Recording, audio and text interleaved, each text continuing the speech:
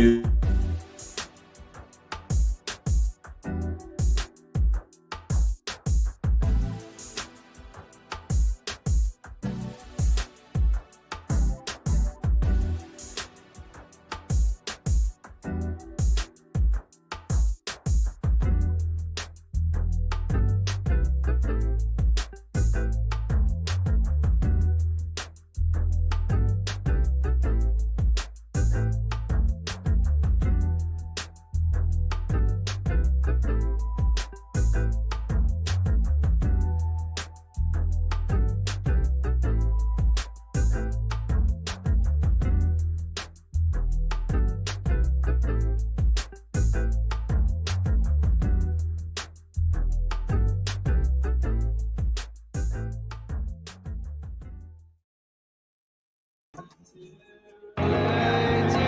Yeah!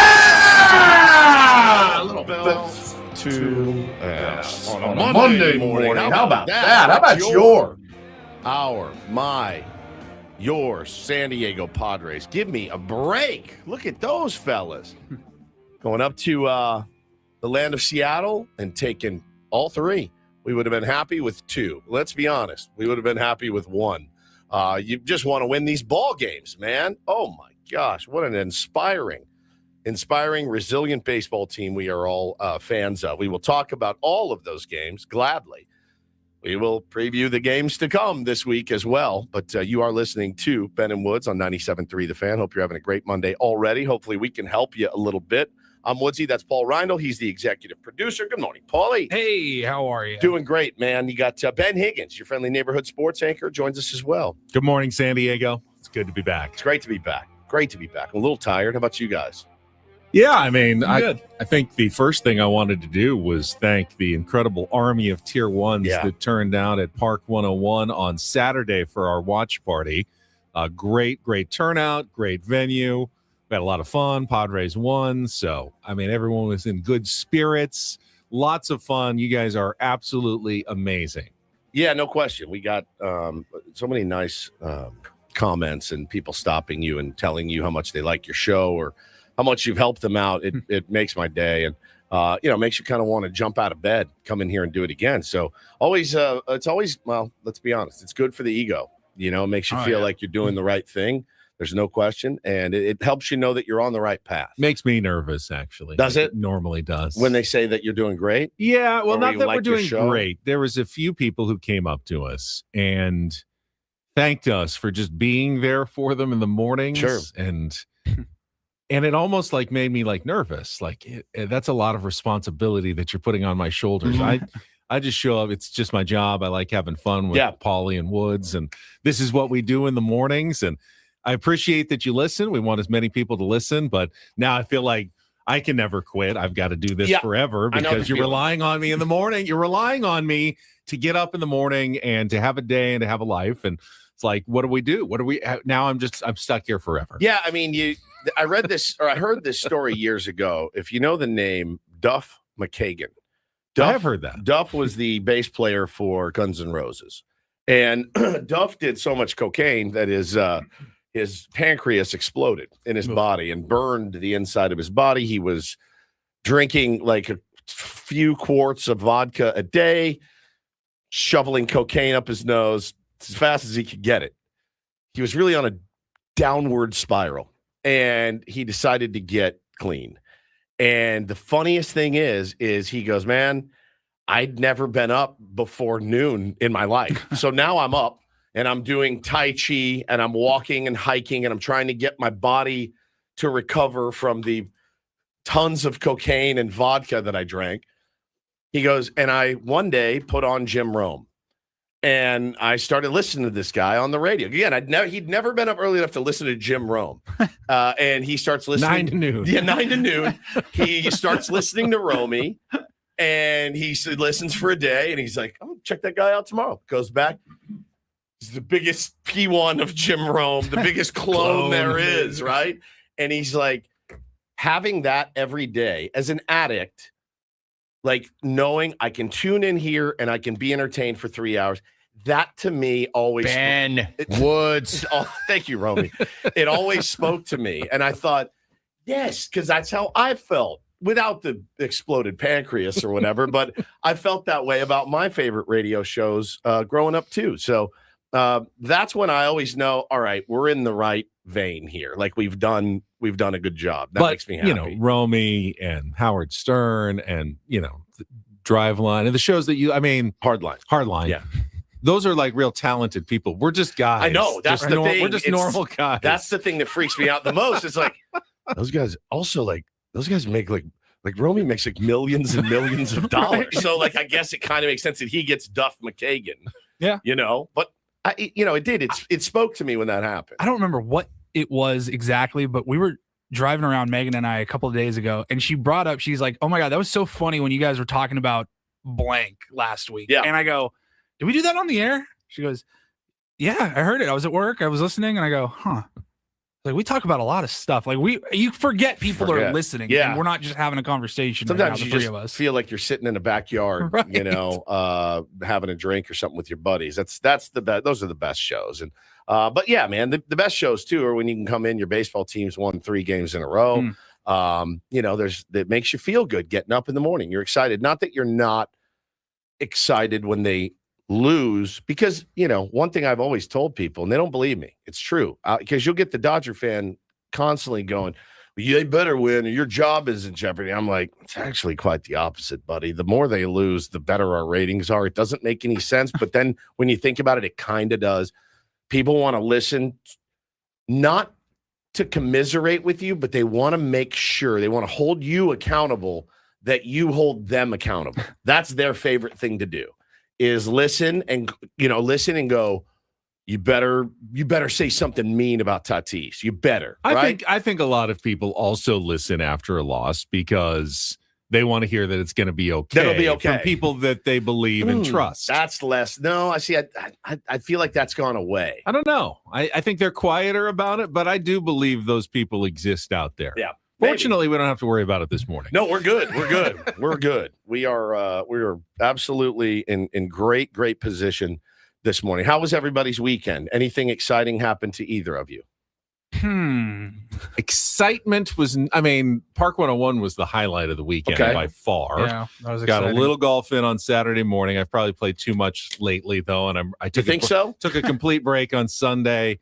Really did just stayed at home, did tons of laundry, watched golf and then baseball on television, and had a decompressed day yesterday, which I know doesn't make for the most interesting of foreplay segments, folding laundry endlessly all afternoon. But I find it fairly therapeutic. I love, if I have chores to do, I do this game where there's inning break, so every half inning, I can get up and do a chore, get up, work hard for 2 minutes, and then during the game I can very slowly fold something while I'm watching, and then all right, it's the inning break, I'm running outside, I'm doing some trash, okay, then I'm back in 3 minutes later and I watch the game. It's it kind of breaks up the chores throughout the day. I do that with packs of baseball cards sometimes. I've done that in between innings? No. Working though, I've had a box. Say there's 8 packs in a box, and I'll have a box on my desk. But I'll be kind of working on the show for the next day. That box, by the way, Ben, with 8 packs in it, costs about $350. Right. So just so you know. So I'll be sitting there and I'll be like, "Oh, I just want to open those." I'm like, "Oh, I'm right in the middle of work." Be like, all right, I'm going to do all the liners for tomorrow. Okay, that's done. Now I'm going to open a pack. All right, now I'm going to work on the YouTube stuff for tomorrow. All right, that's check. Now I'm going to open another pack. Yeah, no, I've done that too. We finished up I have 2 kids, so half of our Little League season is over. Taylor has one more game later in the week, but our first minor B season is in the books. We lost. It was a double elimination playoff. Got our ass kicked Saturday by a team we just can't beat. We're as good as them. We just can't beat them, and I love them. There are a couple of kids on that team I absolutely adore, and was happy to see them play well. And we didn't play well. And so that's fine. We had another shot. So we played yesterday at 8:30 in the morning. And I would say we were a part of one of the most insane Little League games in history. It went extra innings. It went 2 extra innings, went to the 8th. We lost on a walk-off at home. Well, a play at the plate where our catcher tagged the guy and went to hold the ball up to show the umpire and dropped the ball. And we lost. And that was game. My son, Bo, threw out 3 guys at the plate this weekend. It was so much fun to watch. The funniest thing is, though, well, the season ends, and I'm over talking to the guys, and I look down, and every kid is in tears. Every single kid is, and a couple of them are audibly sobbing, like right, and they're eating their donuts from VG's. You posted a picture on Instagram. And see the picture of Bo? It's unbelievable. Zoomed in, he's in pain, sobbing. He's in tears pain, rushing down his face with a half-eaten donut as close to his mouth as possible. Just dying. But I was like, I know that feeling. We got through their ace. In the 7th inning, they hit a leadoff triple. And I'm like, all right, boys, it's been a fun season. We stranded him. For another now, this chance. Is minor. Unbelievable. This is minor B. You don't usually see that level of defensive play and low-scoring games at that level. Oh, my God, Betty. It was so very incredible. But the funny part was they were out of pitching. And they brought in a kid that doesn't pitch, a lot. And I'm looking at it going, all right, this guy, no problem. We can hit this guy. So I get my last 6 guys in the order. Hey, come over here. All right, here's the deal. We're down a run. Or no, we're tied. We need a run. Don't swing until the umpire calls a strike. We're going to take until we get a strike. Everybody understand what I'm saying? Yes, coach. Okay, just again, don't swing until you hear the umpire say, strike 1. After that, you're free. All right? The take sign is on. The take sign is on, as it will be in every level of baseball for the rest of your life. You're down or tied. You make him throw you a strike, period. Everybody got it? Yes, coach. The next 6 guys in a row swung at the first pitch in the dirt. The next 6. I got them back into the dugout after we didn't score. I go, you guys realize something? I'm literally asking you to do nothing. Nothing. All you have to do is nothing. And none of you guys can do that. Not one of you guys can do nothing. I don't need you to do anything. I'm not sitting in your ear going, you need to hit a double. I'm saying stand there with the bat on your shoulder until he throws you a strike. They're like, yeah, we get it. And none of them did. Now, during this, you're coaching third, you're standing at third base? First. Yeah. Okay. When they come up, is there any possible added value right before the first pitch, just yelling, Billy, take, don't swing here? So, I know that will give the pitcher confidence knowing that he's not going to swing, but funny you ask. You will reinforce the message right before the pitch is thrown. So if I go to my throat like this, Ben, that's a take. Okay, just one of these. That was the signal. That's the signal. So I told them the instructions. I also brought the signal in. One of my kids goes up after swinging at the first pitch. Then the pitcher throws 3 balls in a row. So I'm like this. He goes, that means take. He yells it out. I'm like, yes, but don't tell them what our signs are. I'm telling you, like I told you, you see things. Now we got to change them again. You see things and you hear things that you never thought you would ever experience. And I think that's what I will miss the most is the stuff where the one guy yesterday, I go, hey, by the way, you're hitting cleanup today. He looked at me, he goes, cleanup pitcher? I go, what? And he goes, cleanup pitcher? I go, my neck starts to seize. And I go, can I ask you a question? Have you ever heard the term cleanup pitcher before? And I should just clarify, but I have to be a jerk about it. I go, what is a cleanup pitcher? And he's like, I don't know. I go, well, what? Now, to be fair, there's a mop-up reliever. There's a mop-up reliever. but a cleanup hitter. When I say I think that could be very confusing for a child. No, when I say you're hitting cleanup today, a cleanup pitcher? No. What is it, the 4th pitcher that comes in? I go, no, you're hitting cleanup. Do you know where that is? He goes, let's swear to God. 5th? I go, it's 4th. You're hitting 4th. I need you to drive in runs if there's guys on base. Cleanup's kind of anachronistic now anyway. I mean, it doesn't make as much sense as it used to. Bro, put the best hitters at the top of the order. It's like dealing. Yeah, it's true. Paulie, they look you right in the face. I go, do you understand? Yes. Do you swear you understand? Yes. Don't swing. Okay. I'm like, this is unbelievable. Clean up hitter, mop up reliever, sweep a series. There's a lot of cleaning. There's a lot of household cleaning metaphors in baseball that I didn't realize. It makes me now vacuuming. Yeah, infielders. His vacuum cleaner out there. He sucks everything up out there in the infield. Yeah, that's right, man. That's right. I got very emotional. Dusted him back a little bit. Brush back. I got very emotional saying goodbye because I just looked and I go, I've seen some of the most spectacular moments from kids that you don't expect it from, and you had them, and you're like, I'll never forget your catch. I'll never forget that ground ball that you completely wore and got the out. I'll never forget you pitching for the first time. There's a kid on my team, and he's this tall, dude, and he came out and became one of my most reliable pitchers, threw more strikes than anyone. Could field his position, Ben, as good as any big leaguer you've ever seen. I'm not kidding. They would hit it off the mound. He'd pick it and throw a strike, and he made 8 of those this year. And he pitched so many valuable innings. When we went into the season, I didn't look at him and go, that's going to be one of our aces. And you just see that stuff, and you see guys getting big hits and being so happy. It was so rad. I learned so much about myself. I have a lot of work to do myself. I need to chill a little bit. I realized that totally. And remember, I'm coaching, 8 and 9-year-olds. It's a lesson, and I was really proud of Bo, his first kid pitch experience. He pitched his ass off. He caught for the first time ever, loved it. I'm just real proud of all the guys. And if they're listening or their parents are listening, you guys were awesome. And I love you. And I wept, dude, yesterday when I was saying goodbye. I was like, I couldn't get the words out. Well, it sounds like a really good experience. And if some of the parents are listening, would just pause for a minute because they might be tuned in. Because after a loss, they want to hear us hold the manager accountable. So, Paulie, do you need a chip? Is Woodsy on the hot seat? I mean, won 2 out of 3 games in the regular season and gets to the postseason, and they're eliminated 2 games in 2 quick games. The offense obviously went cold in the final game of the season. They scored just 1 run. Is Woods now on the hot seat? I don't know. Are you going to retire on your team and end up being a field manager for another minor B team? You'll see me next year just hitting fungos to another team. Hey, listen, after a great regular season, No.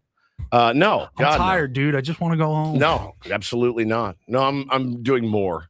Is what I'm doing. I'm creating more and going to be doing more. But it was such a great experience, and it was fun I loved it on Saturdays. That was the day you guys had your game. We got beat. Yeah, we had. We were walking around Carlsbad Village, my wife and I, before our thing at Park 101, and walked by at least 3 or 4 Little League parties, and you could tell they were Little League parties because kids were everywhere in uniform, and it just brought both of us back immediately. Not having kids right now or anything like that, and being at a lot of those events, just seeing them and walking by and seeing the one with the coach was giving all the awards, and the other one they were just goofing around at the arcade, all having pizza parties. And Megan was like, "Oh, we had ours at Round Table." I was like, we were Godfather's Pizza.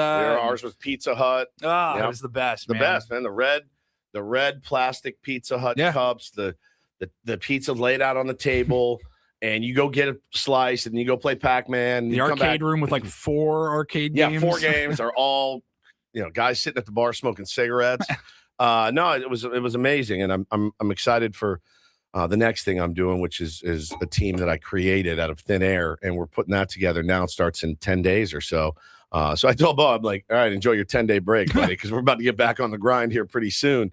And he's excited. It's all his closest friends. So, man, it's a lot. It's a lot, but I love it. I just adore it. And so wait. Your team that you're starting runs opposite Little League? No, Little League's about to be done. Yeah. Right. No. So Little League just ended. Yeah. That's not technically opposite would be at the same time. So it runs congruent or something like that. Yeah, Little League's about to be over. So then as soon as that's over, we So you guys will be like a summer team? It's more development than anything. We'll play games every now and then, but it's more development and just being together. And I actually want kind of a Sandlot vibe to it. A lot of playing baseball against each other, having fun.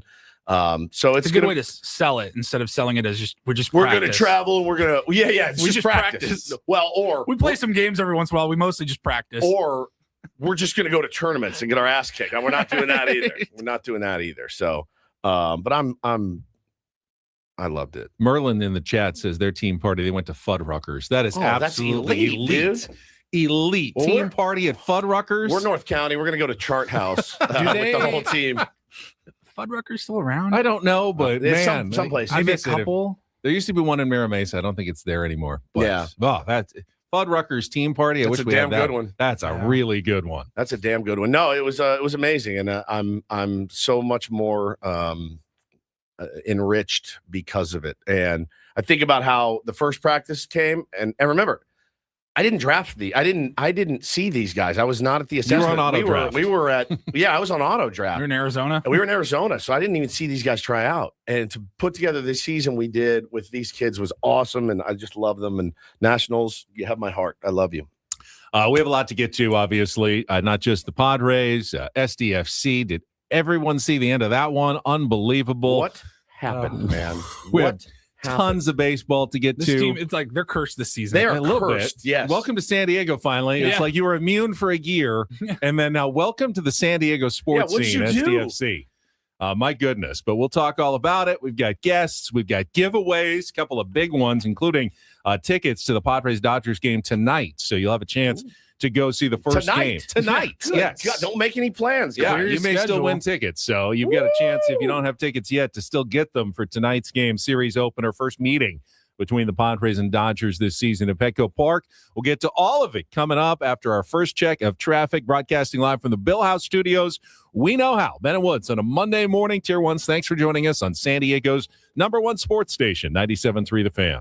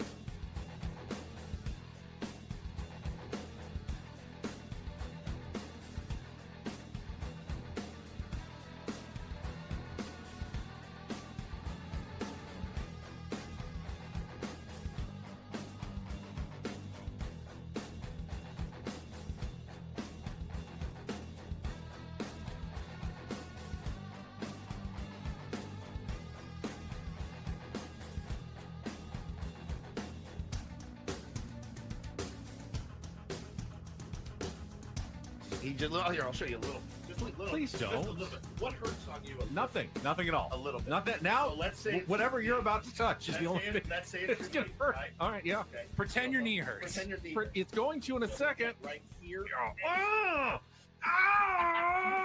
That is not pleasant. Hey, player, this is all yours. This room with this view.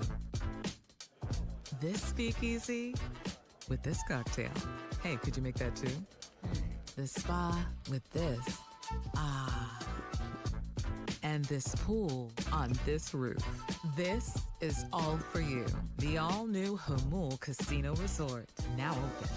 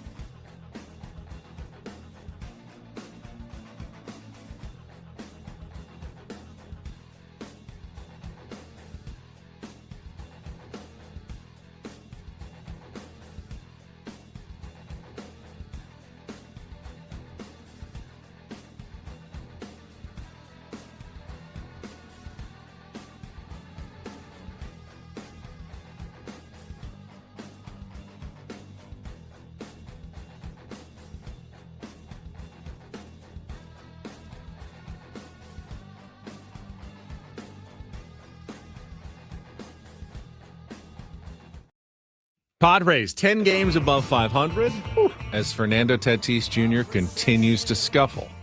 And Manny Machado and Jackson Merrill. Although they did all get hits yesterday for the first time all season. I saw that stat from Manny Halbert. First game all season that all three of them got at least one hit. That's unbelievable. In a game, I mean, it's nuts. It's unbelievable. I would venture to say that hasn't happened with any other team this year.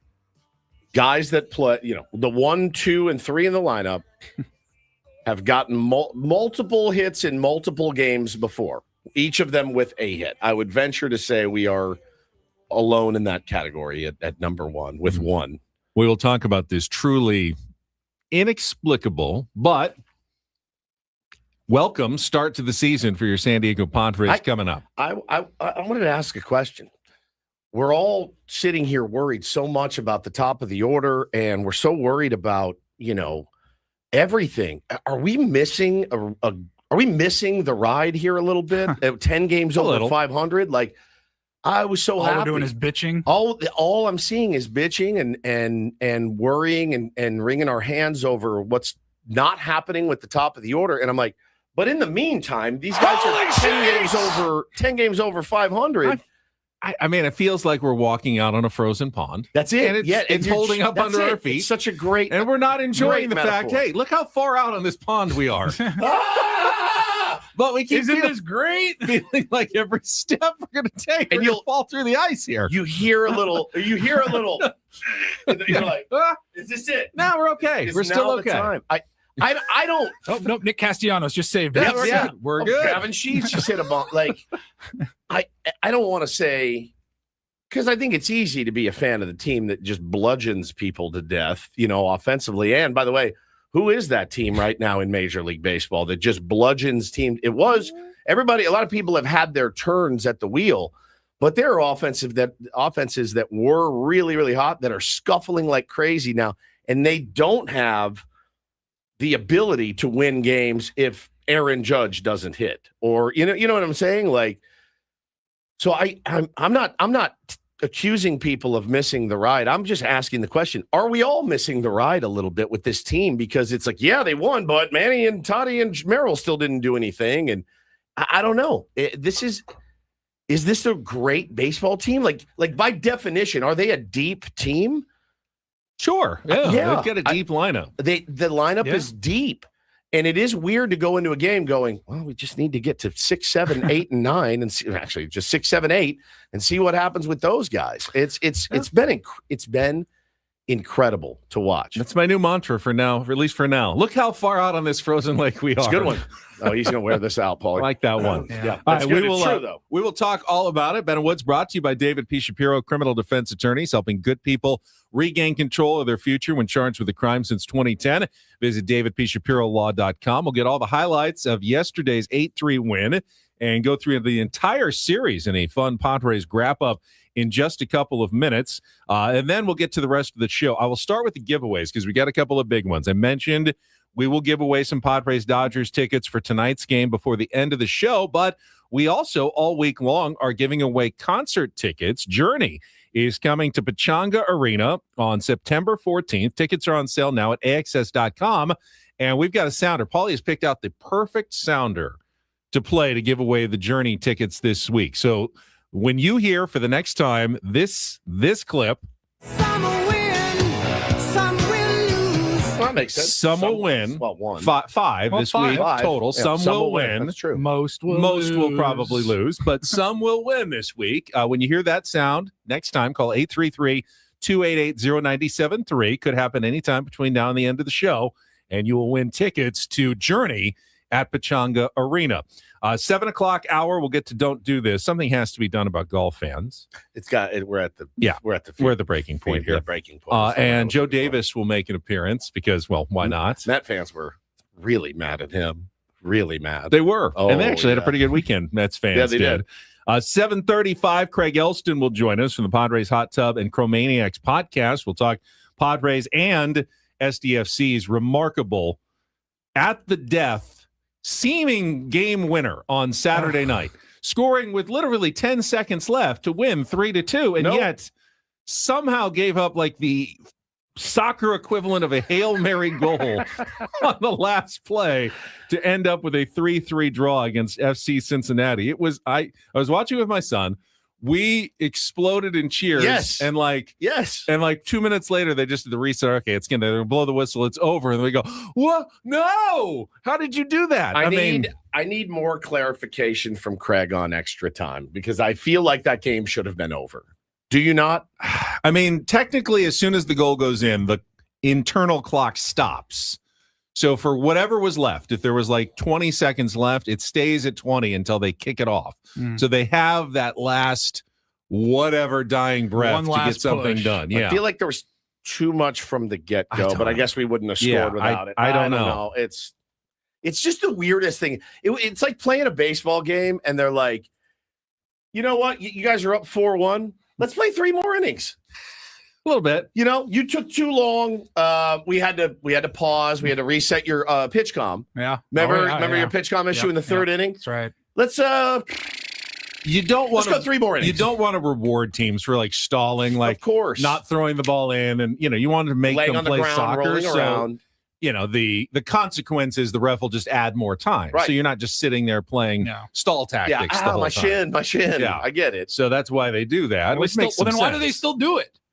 I still see that all the time. I mean, they always feel like, we'll maybe they won't add that much time and we'll still bleed some clock. So yes, I mean, somebody's like, they played a whole minute and a half beyond the time given. It was funny seeing 6 minutes of extra time. SDFC scores at minute 6, then the other team at minute 8. It's just maybe the rules are a little too loose for the new soccer fan here. They're just a little too lax. They're a little too lax for me, and I don't really like it, especially when it works against me. Yeah, the random endings to games. Just completely random. Very difficult to understand. Let's go 20 more minutes. What?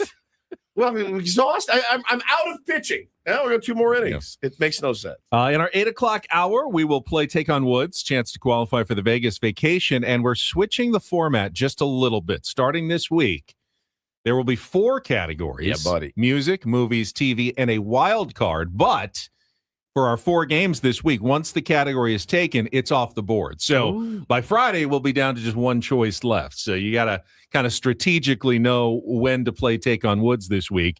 But we'll start that at 8:20. At 8:30, we'll be joined by our Padres Linsider, Dennis Lynn from The Athletic, covering the weekend's games in Seattle. All guests on Ben and Woods appear on the SDCCU fan hotline. It's not big bank banking. It is better. 9 o'clock, Rindle Report, our MLB reach around, and we'll look ahead to the pitching matchups and more for the first Padres-Dodgers series of the season and ask the question, how important is this series? Yeah.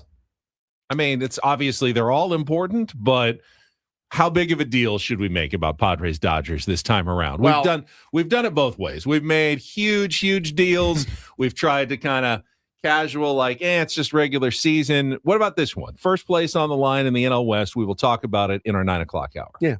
All right. First, though, let's get to our Padres wrap-up highlights of another Gavin Sheets fueled 8-3 win over the Seattle Mariners yesterday. That is coming up after a check of traffic here on 97.3 The Fan.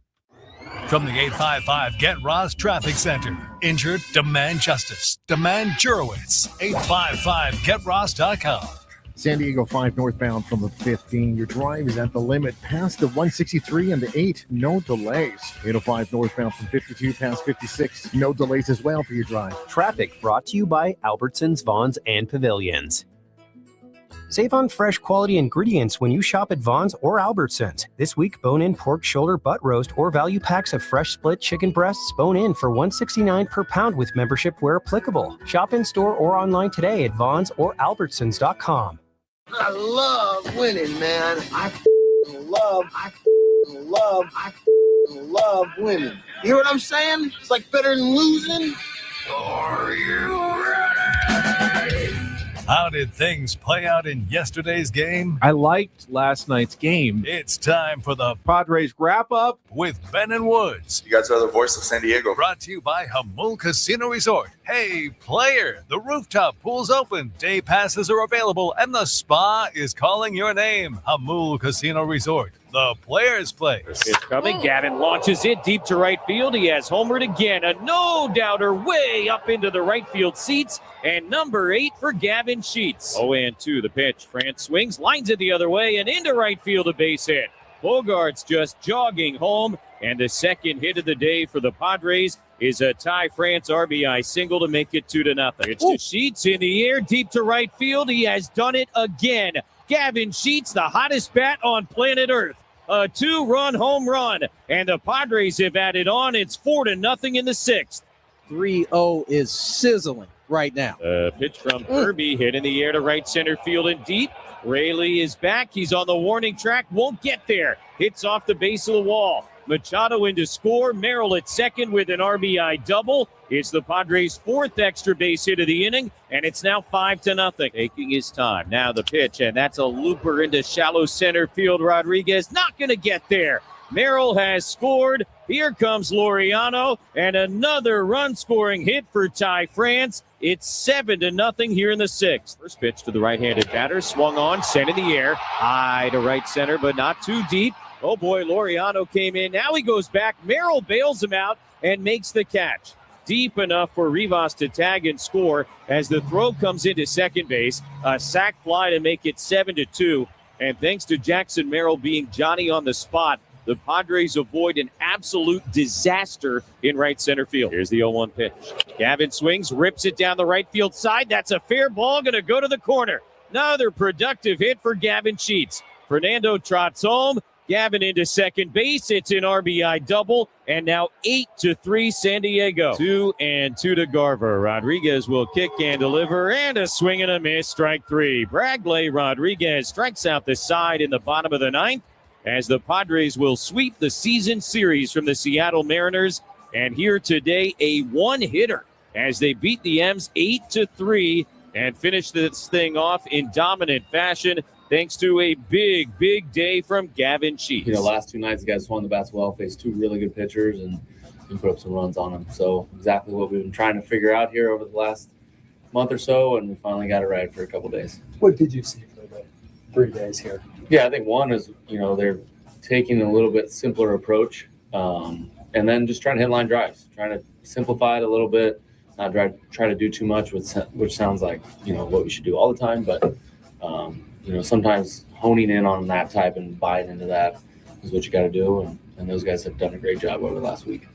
Derry Bonds with a very Barry Bonds-like performance. 3 for 3, double, 2 homers, 4 runs batted in, 2 walks, reached base, all 5 plate appearances, and Gavin Sheets has upped his OPS to nearly 900 this season. Those are elite numbers for Gavin Sheets, who continues to carry the offense on his back when the superstars are not doing so. Can I ask a practical question? Yeah. Saw a lot of discourse about Steven Souza Jr. over the weekend, too, with some comments from Nick Castellanos. So, enlighten me. So does he get credit for Gavin Sheets if he's going to take fault for Fernando Tatis? Does he get credit for Ty France if he takes the blame for Manny Machado? Does he get credit for Miguel Andujar if he gets blamed for Jackson Merrill? Don't know. Xander Bogaerts has turned it around. Had a great start. Had a great start to this. Does he get? We miss him, but Luis Campusano. Is there any better start example? to the season there? Can we blame him for Freddie Fermin forgetting how to play baseball? Yep, maybe. Don't know. Maybe it's the weirdest part. It's the weirdest part of that whole take, right? Is that now? So, am I led to believe then that the quote unquote worst players on the team are not listening to Steven Souza Jr. at all, and they're just doing their own thing? But the quote unquote best players on the team are listening, and they're giving he's giving them the wrong information / message, because that doesn't make sense. I saw so many spicy takes about Souza, right? And I think it's fair to question an offense that is, near the bottom of everything. We have questioned it. Everybody's questioned it. But the problem is we were questioning it before he got here. Mm-hmm. We've been questioning the offense for a while. They have not had a top 10 offense in forever.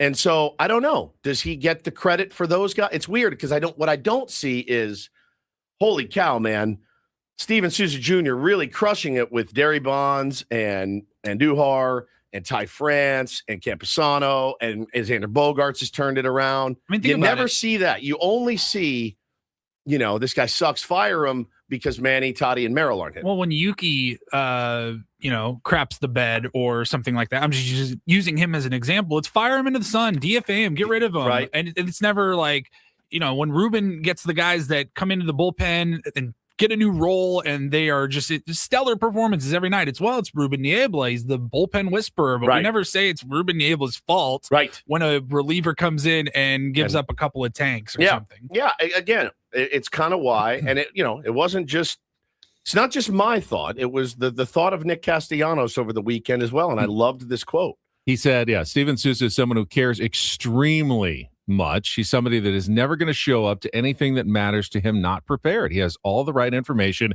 He goes above and beyond to give it to all of us. And now it's on us how we take that information and how we're going to mold it into our individual forms of hitting that works for us. I don't like when hitting coaches get a lot of the blame. I mean, he says it right there. He says hitting is the hardest thing to do in sports, and hitting coach is the most volatile job you can have in a baseball organization. Well, and Nick, don't forget, Nick came from an organization that employed Kevin Long, who, again, widely regarded as one of the best to ever do it. Highly touted, all of that. So he knows what a good, quote unquote, pitching or hitting coach is. He's seen it. When he gave that quote, I said, well, that's what I've been saying all along. It's on the players to execute. Again, you're not installing the wishbone here. And you guys are not running the wishbone right. No, this is really hard. Pitchers are really, really good now. It is odd, obviously, when Toddy, Manny, and Merrill are all scuffling. It's very odd. But Steven Souza Jr. is not up there with the bat in his hand swinging through 94-mile-an-hour fastballs. Those guys they're seeing pitches that they like. They're just missing them. And so, if it turns around, does he get the credit or does he just get the blame? Does he get the credit for Sheetsy and Andujar and all these other guys that are having good years and carrying this ball club right now? It's my general overarching theme has been stop trying to fire hitting coaches. I have no connection to Steven Souza Jr. He's not a buddy of mine. I've seen guys come and go in this organization over the years, and everyone's so quick to blame that person. Blame the guys that are executing it. If we have a bad show, it's not Adam's fault. Sometimes it is, but most of the time it's on us. We had poor execution. We had poor energy. I'll take the blame for that. I'm not going to go, Adam didn't give us any, content for the day. No, it's on me. And I think the players are being accountable too. Manny's talking every day about how bad he sucks right now. Toddy's like, we got to get it going. Merrill's like, we got to get it going. And we did see some good signs in that sixth inning after the Sheets' second home run. Manny Machado with a ringing double. Smoked it. Jackson Merrill smoked a double. Those are good signs. Yeah, Fernando Tatis Jr. still is working on it. It looked like he opened his stance a little bit more yesterday, trying something a little bit different. The tinkerer is tinkering, but has yet to land on anything that has really been effective. But, he is still helping you win a baseball game. Got on, busted his ass down the line, not pouting down the line. Looks like he cares running down the line. Looks like he cares swiping a bag. Looks like he cares scoring a run. Looks like he cares when his teammate just hit his second home run of the game and he's sitting jumping there with up Gavin and down. Sheets. They made the point on the NBC broadcast. Look at smiling with Gavin Sheets, celebrating with his teammates. Perfect shot at just the right moment. By the way, I know I'm like, guarantee you, Tatis said something along the lines of, really, 2 in 1 day, huh? Okay. Like, they're having fun. Since I mentioned it, we are spoiled, obviously, with Jesse and Tony and Don and Mud and the top broadcast teams in baseball, which makes us almost always invariably hate the national teams when we have to sit through them. I did not. I thought Benetti and Peavy and Ryan Rowland-Smith and Anthony Rizzo were terrific. I thought they were great. One of the best national broadcasts I think that I have enjoyed in a long time. Benetti's outstanding. Peavy is outstanding. Yeah. Ryan Rowland-Smith, I love the Aussie accent. Kept calling him Machado, and it just kills me every time. And I thought Rizzo was fine. Yep. Yeah, I thought they were really good. It was well produced. Yeah. They knew their stuff. Benetti is just quick. I mean, he's quick. He's sharp. He's like Jesse in that way. Yeah. Really smart. I mean, that was as good as I've seen in a national broadcast. Yeah. Doesn't mean I don't want Mud and Don back today, as we'll get them. It's great. You don't want to miss too many Don and Muds, but if you're ever not going to have Don and Mud, that's the team that I want to see calling Padres games. There was a point they were coming back, I think, from a commercial break, and they were previewing Peacock and NBC are the home for the Western Conference Finals tonight. So they were just saying, hey, tomorrow night it's Spurs and OKC. And Benetti started talking. I think he calls some basketball, I believe. So he was talking about it, and he was hey, you guys got any thoughts? Like, who's going to win that Western Conference Finals? And I just imagine Peavy sitting there like, did you just ask me who I've got in the Western Conference Finals of the NBA playoffs? I just liked Peavy sitting there strumming that guitar. Yeah. But then Rizzo jumps in and said, I got to meet Wemby. So it actually worked. It all worked out. Yeah. Honestly, it was a good broadcast. Tessa says, I agree, Benny, but Fox was trash. Yep. Eric Karros and whoever he was within on Saturday. I actually didn't think Karros was as bad as he normally is. I thought he was actually quite complimentary of the Padres, which is weird for him because I've heard broadcasts he's done where I've been like, bro, relax. That was Dodger lover. That was Aaron Goldsmith. I think he's the Seattle play-by-play guy. Is so he? he like how Don did our Fox game the week before that. The Mariners home guy did their national. All in all, it makes it so much easier to stomach when your team goes out and sweeps the Seattle Mariners. And again, beating some really, really exceptional arms. One hidden offensive moment of the game, obviously, with Gavin Sheets carrying it. You don't think about it. But in the fifth, when Xander Bogaerts walked, stole second and third, and Ty France came through with that hit. Dude. That's a great inning of offense, just creating something against a really good pitcher in George Kirby. Got thrown 99. He's really tough, and the Padres put together some good at-bats, wore him down, and eventually got through for the big inning there in the top of the sixth. But let's talk about pitching. We got a couple more minutes here before the top of the hour. And Lucas Giolito, as you call him. Giolito. His Padres debut couldn't have gone much better. For the first 5 innings, 1 hit, shutout baseball. He dominated, even without super duper stuff, just kind of 90, 91, but he's got that changeup. He was commanding it pretty darn well, considering it was his first start. And keeping the Mariners off balance. Yeah, the Mariners have been scuffling on offense, and he took advantage of that. But very encouraging first start for Lucas Giolito. I thought changeup is absolutely outstanding. The velo was down a little bit, didn't seem to affect him at all. And he got good hitters in that lineup as well, man. Julio's off to his best start in his career. To neutralize those guys in your first start back, Benny, after injury, and after, not injury, but after a long layoff. But he's been banged up before, certainly. Comes out and gives you everything that you could ask for. I thought he was brilliant. I understood fully why you sent him back out there for the 6th. He did 59 pitches, right? It would be malpractice against your bullpen not to give your starter a chance with a 7-0 lead at that point. And he's dying inside when he walks those first few guys. That was unfortunate how it ended up. 3 runs, they all scored against Yuki Matsui, and his ERA ends up being 5.4. And Yuki's a 0. And Yuki gets to stay at 0 with 2 scoreless, quote-unquote, innings. Yeah. And then Bradley comes in. It's fantastic. And I'm sure the Mariners are going, wait, we haven't seen this guy all series. He's their, mop-up with a big lead guy, and he is nasty. 2 innings, 3 strikeouts. They did not get a runner on base against Bradley. I saw a tweet that said, some Padre fans was at the game, and they're like, oh, yes, we finally got into their bullpen. And he's like, buddy, I hate to tell you what's coming.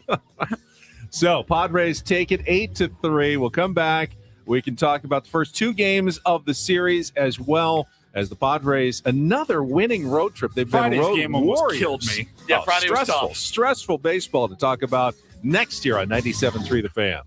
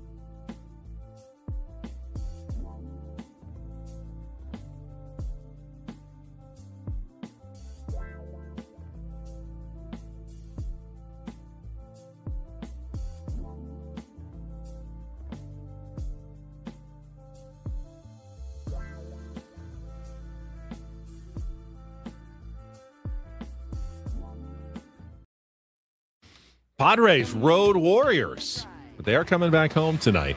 I get this, Woods. There are 4 road trips this season. Padres have gone 4-2, 5-3, 2-1, and now 4-2.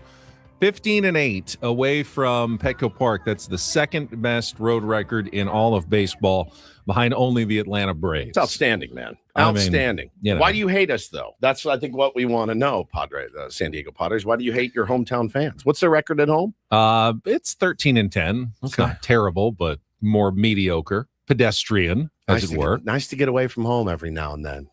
It's and you look at the season series against the Seattle Mariners, and we'll talk about the season series against the Seattle Mariners. Season series against the Seattle Mariners, winning all 6. Last year, remember, I think they went 1-5. They lost the first 5 before salvaging the last game of the Vetter Cup. Oh, I remember. What a huge turnaround! I mean, that can be a giant. I had to rub it in. Hey, boy. I mean, that's the difference between 84 wins and 90 wins at the end of the season. 100%.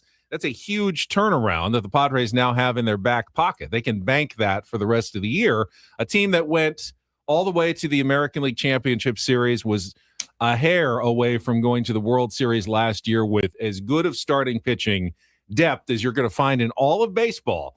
And the Padres beat all of them. They beat all of their top starters over the 2 series, I believe. They have so much starting pitching depth, and they were talking about on the broadcast yesterday.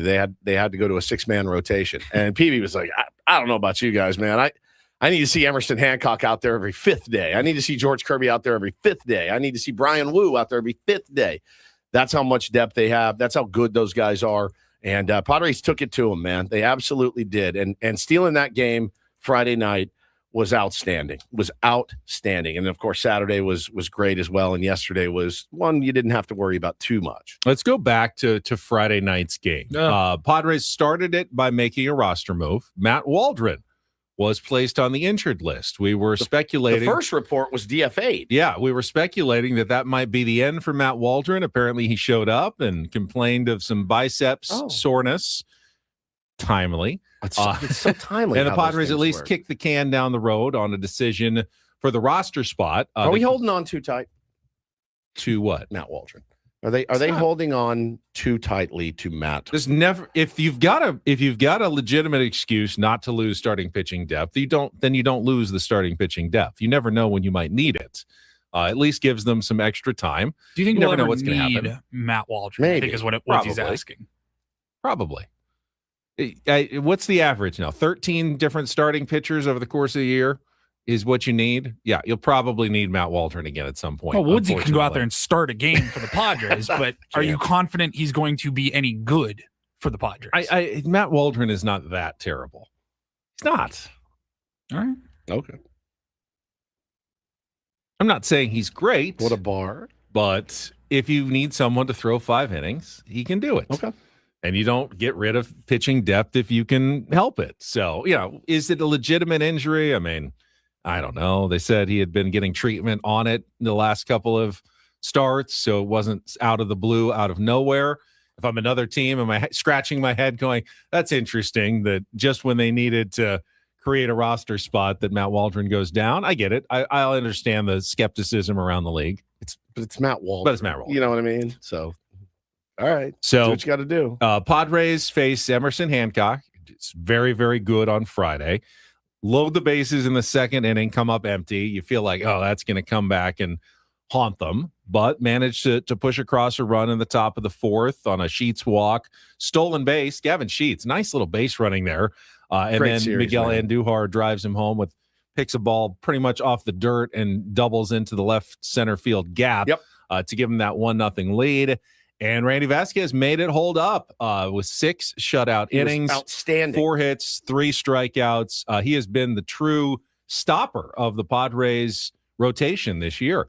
Not only has he been like the most consistent and effective starter, but he wins after a Padres loss every time. I believe he's been the guy that's turned around the losing streaks and stopped the losing streaks for the Padres all season long. Yeah, he's been outstanding. And that game got a little dicey when they went to Mason Miller for the 4-out save. And I thought it was the right move. Well, first it was for Jason Adam came in, and he just didn't have it. He just didn't have it on Friday night. Floating. lucky that it didn't give up more in his 2/3 of an inning. Hit, walk, deep fly ball. And then Mason Miller comes in and gives up the weird Randy Arozarena throw his bat at the ball. The bat explodes and somehow ends up with an infield single off Mason Miller to load the bases. He literally threw the bat at the ball. Yeah, threw the bat at the ball. His hands, I don't think, were on the bat at all when the ball made contact with it. Ooh. But they had an opportunity with Connor Joe, San Diego's Poway's Connor Joe at the plate. Gets ahead in the count, 3-1. He gets the strike 2, and boy, that slider to freeze Connor Joe. So good. Huge moment in the entire series because if Connor Joe comes through there. Even with a walk. It's the Mariners have new life, new hope. A huge slider there to end the 8th inning by Mason Miller. He was outstanding. I mean, more pitches than we would have all liked to see him throw. Like 35? 34, I think, yeah. Yeah, it's just like anything over like 17 with him, you're like, and he had the up down, too, another hit in the walk. Yeah, I mean, they had the winning run at the plate in the 9th inning. It was the most nauseating. It was nerve-wracking. It was nerve-wracking. 4-out save, 4 punchies, and I wanted to rip my hair out. I know. I was right there with you. That was one of those edge of my bed. Like, please, look. Like, I was bored for most of the game. Oh, it was to be quite frankly boring. Like the first 6 innings I kind of was tuning out, goofing around on my phone or something. I look up, I'm like, still nothing, huh? Nothing going on. Okay. And then the last 2 innings, I just wanted to vomit. Yeah. The problem though was with Mason Miller throwing so many pitches, you felt like he probably can't pitch on Saturday or Sunday now. And how are you going to get it home? You're going to need your offense to do something it hasn't done all year in a long time. And that is, put some runs on the board, which is why Saturday and Sunday were just the perfect ways to end the series for the Padres. And of course, on Saturday, Gavin Sheets, we're out at Park 101. We're trying to give away some prizes in the 2nd inning. The big screen's on behind us. Look back. Oh, Gavin Sheets just hit a home run. That's why everyone's cheering, not for us. They're doing it for Gavin Sheets, who had a home run off Logan Gilbert in the top of the 2nd inning. And then the big blow in the 4th inning after the walks. And then the Andujar RBI fielder's choice. You thought, they're only going to get the 1 out of this. And Nick Castellanos unreal, man, comes through with the 3-run home run to make it 5-0 off Logan Gilbert. Exactly what you were looking for. Just what the doctor ordered, just what Dr. Casti ordered. That's exactly what we needed. Comes up with another huge knock to give you some breathing room. And just a really impressive win. Knowing like what you said, man, we need to preserve the pen a little bit right now. We did burn it out last night a little bit, and it's nice when the other side says, "Hey, we got you. We'll take care of it tonight and tomorrow, and make sure you guys are fresh and ready to go for a big series against the Dodgers." Because you're watching that game last night, Benny, and that one, you never felt like it got away, but they made the point on the broadcast. They're like, if I'm Dave Roberts and I'm watching this, I'd like a couple more runs for the Mariners to have to go to some more high leverage arms. They didn't have to go crazy and got the job done. Great moment in the 7th inning as Rodolfo Duran. Oh, so special. Gets a 2-run home run for his first big league hit after spending 11 seasons toiling in the minor leagues. And then I think 0 for his first, 8 or 9 in his big league career. Hit some balls hard. Hit some balls hard, no luck, and then gets it off Logan Gilbert, knocks him out of the game with the 2-run home run. Padres get to 7, and they hold it up for the 7-4 win as Jeremiah Estrada gets the save in place of Mason Miller in the bottom of the 9th inning. Walker Buehler, I think we see what Walker Buehler is now. He's a decent number 5 starter. Yes. At this point in his career. He's made some big pitches. He's going to compete. He's not going to blow you away. He's certainly not going to win every time out, but, he's gotten a lot of these 5 innings, 2-run type outings like he did on Saturday. If your offense shows up, Walker Buehler will give you a chance to win. If it doesn't, well, it's going to be a tough go, which is true of most 5 starters. If you're getting that out of a number 5 starter, you got to be pretty happy with what he is contributing, and he has been a net positive, a good pickup by A.J. Preller, the one we were very skeptical about when they signed him. But he's been very solid in the role that they have asked him to fill for the Padres this season. No question. As has everyone, basically, except for the guys you pay the most money to this year, Benny. The fact that these guys continue to step up, play hard for each other is pretty impressive. It just is, man. 10 games over 500 is not a fluke at this point, based on some of the teams that they've beaten. Not at all. Not at all. And yeah, you can say, well, not sustainable if the guys at the top of the order don't start hitting. I tend to think that is true. I would also tend to agree. I think you'd be crazy to think that you can go 162 like this. But I think the point's been made. It's been belabored. I think they're trying to get out of it. You see some little flashes of glimpses of, oh yeah, that's the Manny I know, or that's the Merrill I know. I mean, the stat that jarred me this weekend was Merrill comes up, I think, for his second AB, and they're like, yeah, they've gone 75% fastballs to Jackson Merrill. 75%. Not even trying to fool him. They're just throwing heat by him. Ended up getting a knock later in the game, but that's cause for concern. If you're just going, oh, you know how to get Jackson Merrill, they're 1 or 2 hole hitter. We're just going to throw heaters by him. Just heaters in the zone. He got a high fastball and ripped it for a double in that last at bat yesterday. Well, and we remember adjustments. It's adjustments. We remember that adjustment last year because that's how you would get him out early is high heaters. Finally, he started laying off him and they had to adjust. This year, this series in particular, these weren't exactly all heaters up in the zone. This is, I'm going to throw it down the middle, see how far you can hit it because you're late, and I think he's a click away. Manny seems to be a click away. Toddy, we don't know, but again, helping you win games in other ways. But I don't think all of them are going to struggle all season long. Will their numbers end up being down? Probably all 3 of them at this point. They've gone long enough that they're not going to put up huge numbers, but they will also go through hotter stretches. I mean, we saw Tatis have good weeks early in the season where he was driving the ball, to right center. Yep. He was putting good bad bats together. He didn't have a home run, but we weren't all that worried back then. We were just like, he's hot. He just hasn't had a home run. Now he's ice cold.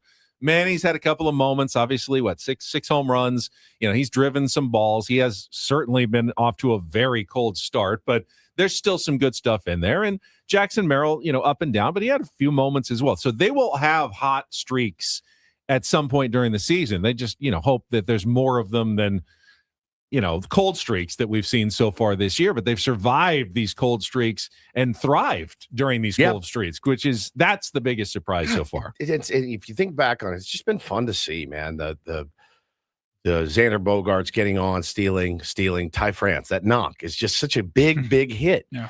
Big RBI really in that opens spot. the game it up. opens the game up, and you're like, okay. I mean, they're taking advantage, and these guys that are taking advantage of their playing time is outstanding to see. I'm so impressed with this team. I really am. It's hard not to be.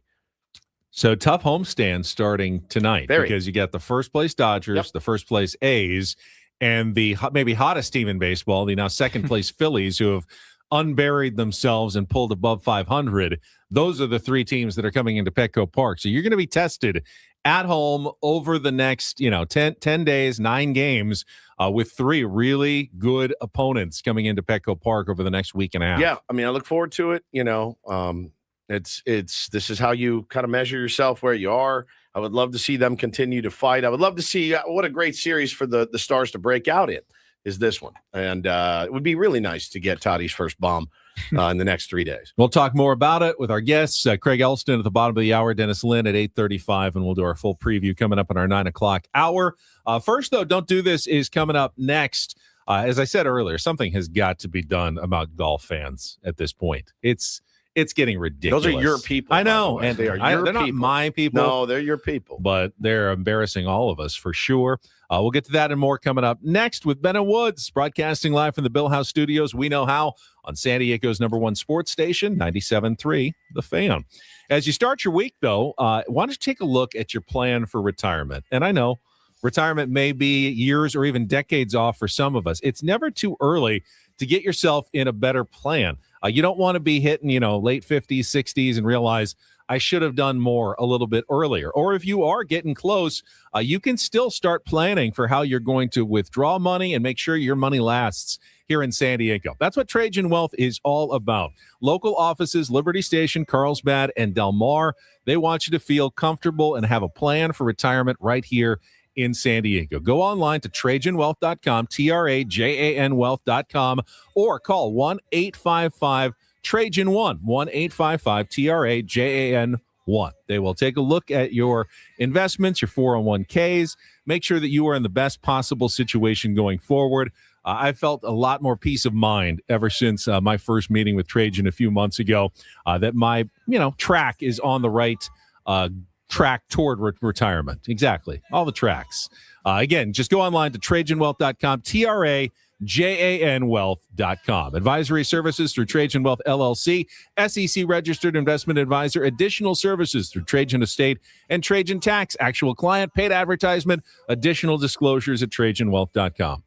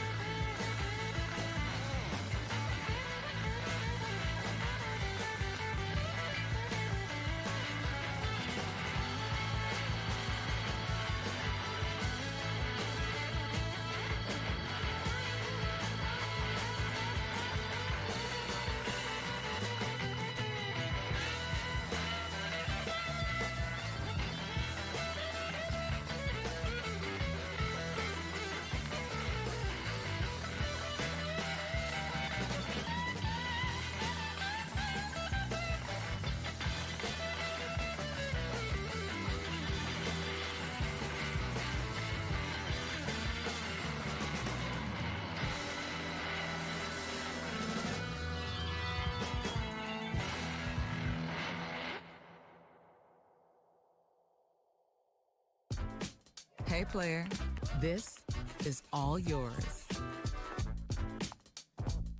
This room with this view.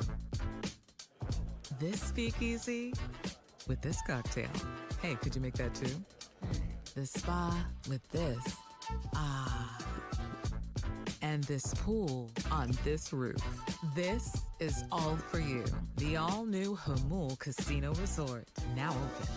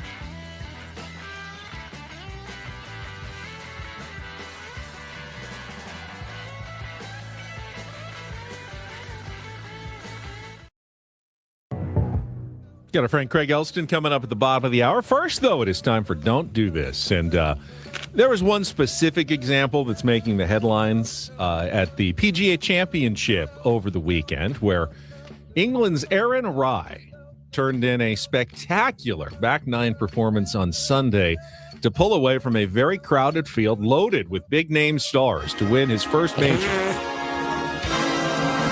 It's supposed to be Don't Do This. I really...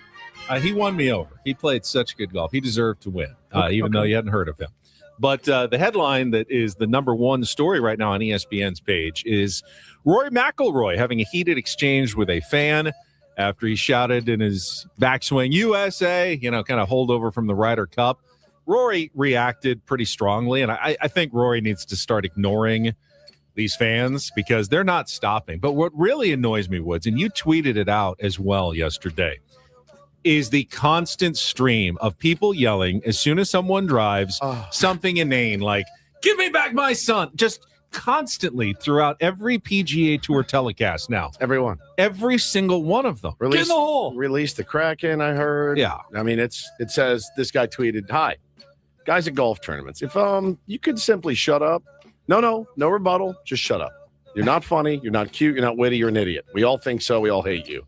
Your wife and kids are embarrassed by you, so shut up. It's so true.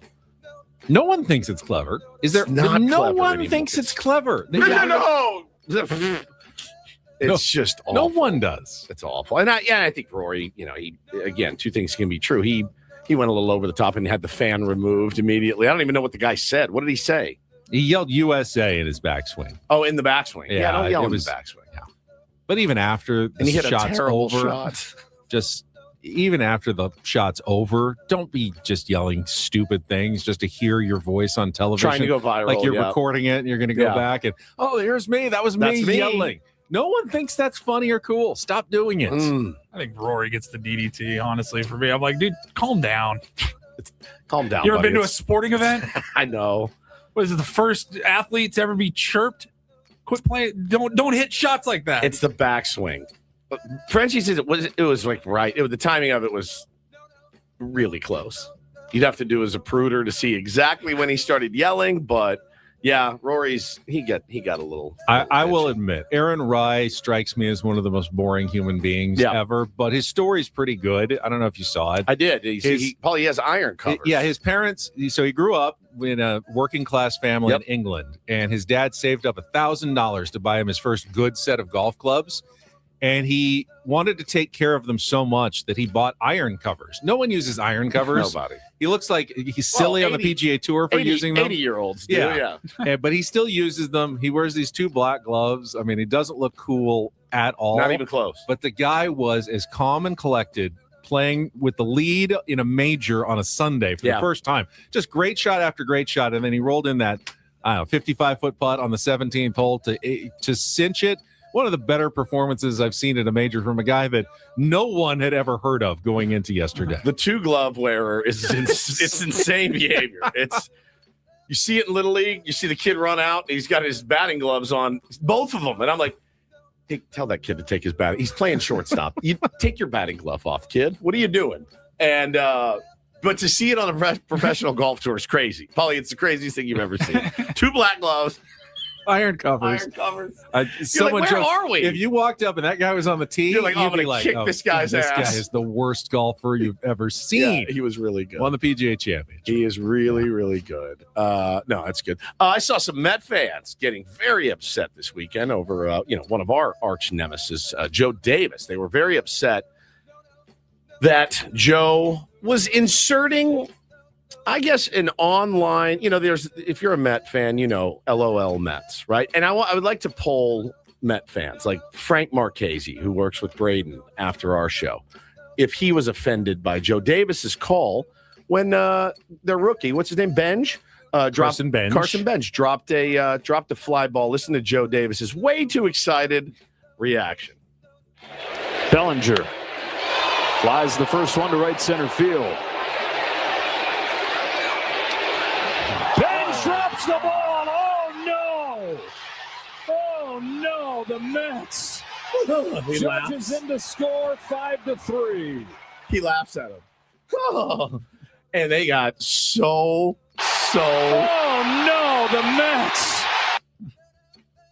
Make me mad. I'm telling you, it would make me mad. Yeah, I also don't like the Joe way Davis. he said it. The way he said it is a little. Was not. I mean, you're a national broadcaster. Yeah. You're supposed to be playing it down the middle. Ben drops the ball. Oh, no, the Mets. The Mets. Judges in the score. Mets won that game, by the way. Mets were leading at that time, too. Benj had a walk-off winner as well in that series, so they certainly bounced back. Yeah. I just know, like, Don Orsillo. They dropped another fly ball the next day, though. Don Orsillo is such a pro. Even if it was, Padres, Dodgers, he was calling the game. Don would never. He would never make fun of the other team on a national broadcast like that. Nope. That's why he is who he is. Yeah. I loved it, though. I thought it was so funny. Yeah, I don't know. There's part of me that, like, the Mets are kind of just, right now, they're the punchline in baseball. Punchline for every joke. I feel like I've seen national broadcasts where the Rockies look like a little league team out there defensively, and you hear, the Rockies are just rockying or something. You know what I mean? Like, I've heard those before, those comments. I have heard that. It was Joe Davis that did it. Yes, but I'm pretty sure. National broadcast, tighten it up. They were mad. Finally, a little doo-doo this. DD mega doo-doo. So if you're a fan going to a game, you got to think your ultimate goal would be, I am going to somehow positively impact this game and help my team win. Sure. Probably rare, but it can happen. And Ollie Marmol credited a certain group of fans on Friday night with helping his St. Louis Cardinals rally to beat the Kansas City Royals 5-4. And the group happened to be the club baseball team from... let's see, we're Stephen F. Austin, right? Stephen F. Austin. They were in town to play the Club Baseball World Series. They lost their game to Grand Valley in the afternoon, and then went to have some fun at the Cardinals game, and they started moving over to this empty section and taking their shirts off and spinning them around and getting everybody fired up for the game. And people started joining them, and everyone started going up to the section and taking their shirts off. And Ollie Marmol thought this was so great that he actually invited the team down to the clubhouse the next day to thank them. And that sparked a whole thing all weekend. The Cardinals fans were taking their shirts off, cheering to the game. Now, I remember going to like the Sunday day games at the Murph growing up and seeing people like were shirtless, people's dads with their shirts off and thinking that is so weird that you're going to a public event, a baseball game, and you're taking your shirt off. Have you ever taken your shirt off at a baseball game? Never. I have not either. Never. And I will say this. Maybe you can attest to this, Benny. I feel like in the 70s and 80s, it was so accepted. It was more accepted. Yeah. I can recall vividly my uncle, who helped raise me when I was a kid. He'd be like, "Yeah, you want to go to Sonic and get a Coke?" I'm like, "Yeah, I'm probably 5." And he would just drive his RX-7 with his shirt off everywhere we went, listening to Billy Squier and the Cars. And I don't think he ever wore a shirt. And his wife, my aunt, watches this show every day. So now these aren't college like D1 athletes. They're not all built that well. They're just normal looking dudes, and they're just all with their shirts off. It would take I was at the beach the other day, and I had my shirt off because I was at the beach. I went in the water. Yeah. But then as soon as I got back on the sand, I put my shirt back on. Right? I saw something on Reddit, I think, and it was this guy saying like, hey, something happened the other night at Busch Stadium. A few kids decided to have some fun. Like they didn't do anything wrong. There was maybe some drinking involved. I'm sure there was some drinking involved. But like it was just kids being kids having fun, college age kids, and how contagious it was and how much it spread. And people were like, I want to go be a part of that. Yeah. And it was just a party. And I go, that was awesome. I thought it was so much fun. I feel like that's becoming like a bit of a trend. I've seen it where there's an open section, completely seatless or, personless section. Not at Petco Park, but other places. Yes. It used to be at Petco Park. Not anymore. No. You'd go find in the 300 level, there'd be 4 sections completely empty, and then all of a sudden 2 people are there with their shirts off, waving the shirts around. And then 8 people are there. And then there's 20 people. And then there's 3 sections full, and everyone's having a good time. I thought it was really fun. Well, Marmol bought all the tickets for Saturday and Sunday for that tarps off section and gave them away for free. Amazing. To try to build something. So, pretty cool, actually. I have a little addendum to do this as well. Double do this. Double do. Ollie, of Positivity Monday. DD mega doo-doo. Saw this tweet over the weekend. Chris Sale was signing autographs for just a random family during BP, just down there signing. And they had a 7-year-old. And the 7-year-old goes, "Hey, can I go into the dugout?" And Chris Sale goes, He was a spunky little kid. And I said, you know what? Forget the dugout. I'll show you the clubhouse. Takes the kid, lifts him over, brings him down into the clubhouse, gives him the full one-on-one behind-the-scenes tour. So the lesson there is always ask for the shot. Oh, yeah, shoot your shot. Ask for the order when you can, and you never know what may happen. What a cool thing that was. But for also Chris accept Sale no for an answer. Also accept no. You can't. Correct. You just can't do that. I love that. And that is don't and do this for a Monday.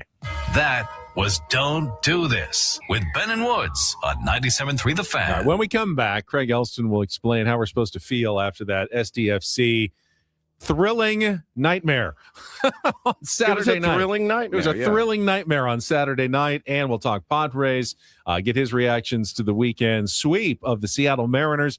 All coming up next with Ben and Woods on San Diego's #1 sports station, 97.3 The Fan.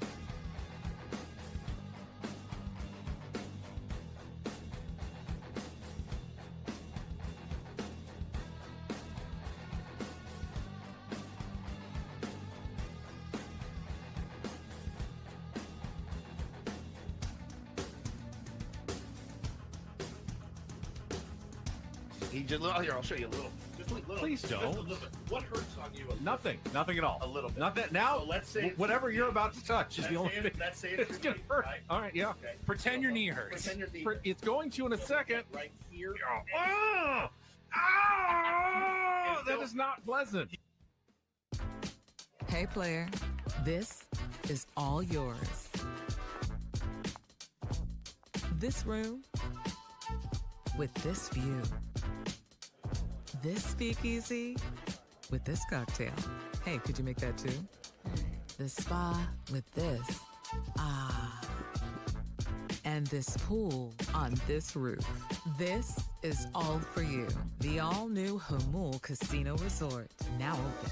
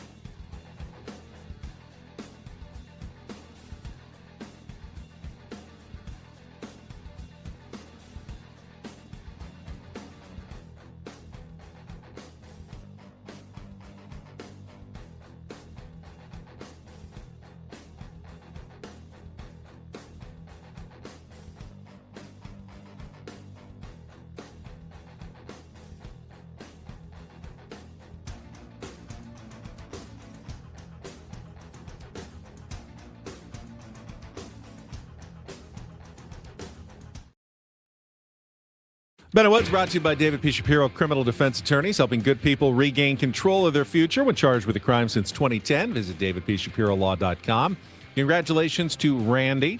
Caught our Journey Sounder, won our first pair of tickets this week. Don't worry if you didn't win. We're going to have tickets all week long. Sounders throughout the show could be at different times. So keep listening to Ben and Woods all week long for a chance to win Journey tickets. Concert at Pechanga Arena coming up on September the 14th. All right, we're going to check traffic, and then Craig Elston's going to... Should I go to Journey on my birthday? Journey? I think Hannah went a couple years ago and said they slayed it. They still... Was it Petco? Yeah. Said it was amazing.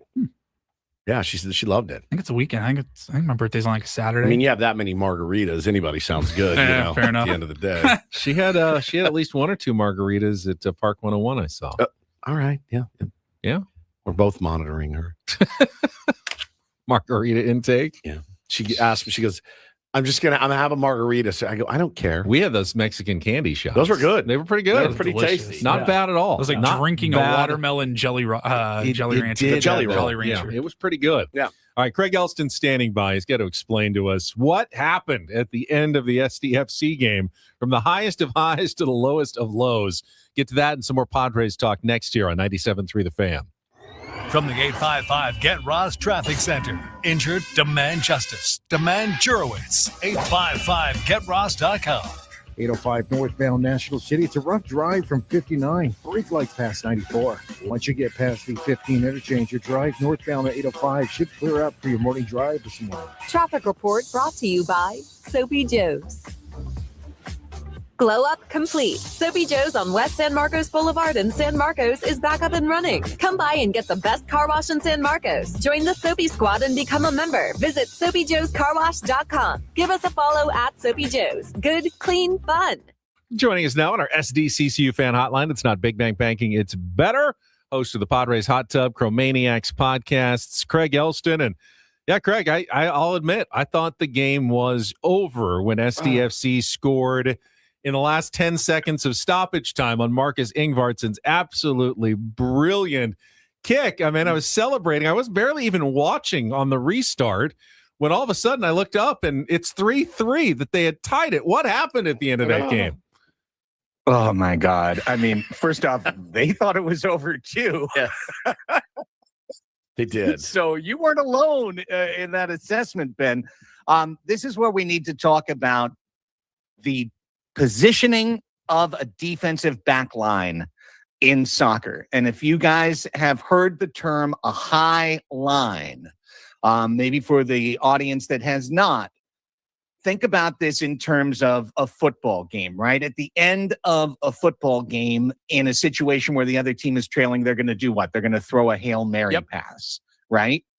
Imagine if the receiver couldn't run past the defense before the ball was thrown. That's essentially the offsides rule in soccer. On that play, and multiple Azul and Chrome admitted it after the game, including Mikey Varas, their defensive line is supposed to stay up.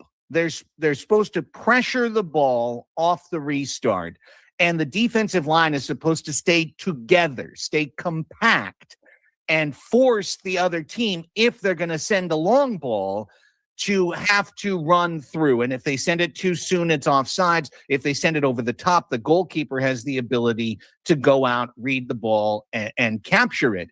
What happened instead was the defenders for SDFC dropped back like they were playing in a football Hail Mary situation, like they were guarding the goal line. They dropped back into their box. Well, that creates all the space for Cincinnati to send the ball into the box. And when they did, there was a duel.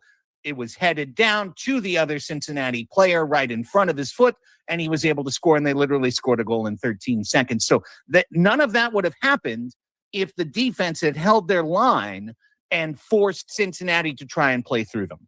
It's incredible. It's an incredible ending. It's very San Diego sports, Craig, but onward and upward.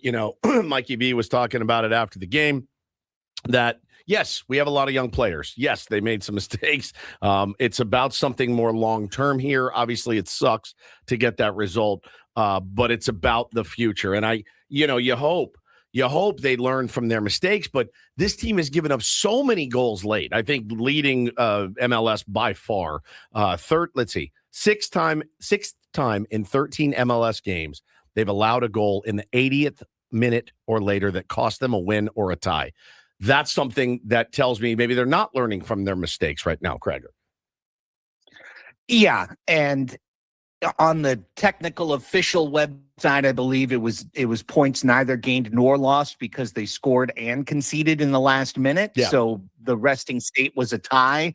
It started as a tie and it ended as a tie. But yes, it's absolutely a problem. I think it is symptomatic of a young defense with a very young goalkeeper, a first-time rookie goalkeeper with a defensive line that is largely, teenaged, with the exception of Chris McVeigh. Yeah, it's an issue. It's been an issue. And if we get to decision day and this club is 1 or 2 or 3 points out of a playoff line, we're going to look at this game and we're going to really, really regret it. But on the Chromaniacs post-match show on Saturday night, I said, you kind of can't throw the baby out with the bathwater on this particular performance. SDFC played one of their better games, and they're still doing it without their captain, Jeppe Tverskov. They're still doing it with a lineup that's coming into its own. I thought several players played extremely well on Saturday. And for that last, if the last goal doesn't happen, it's just an incredibly successful day for SDFC. And I get it. If the bullet doesn't go in, then you're alive. I get it.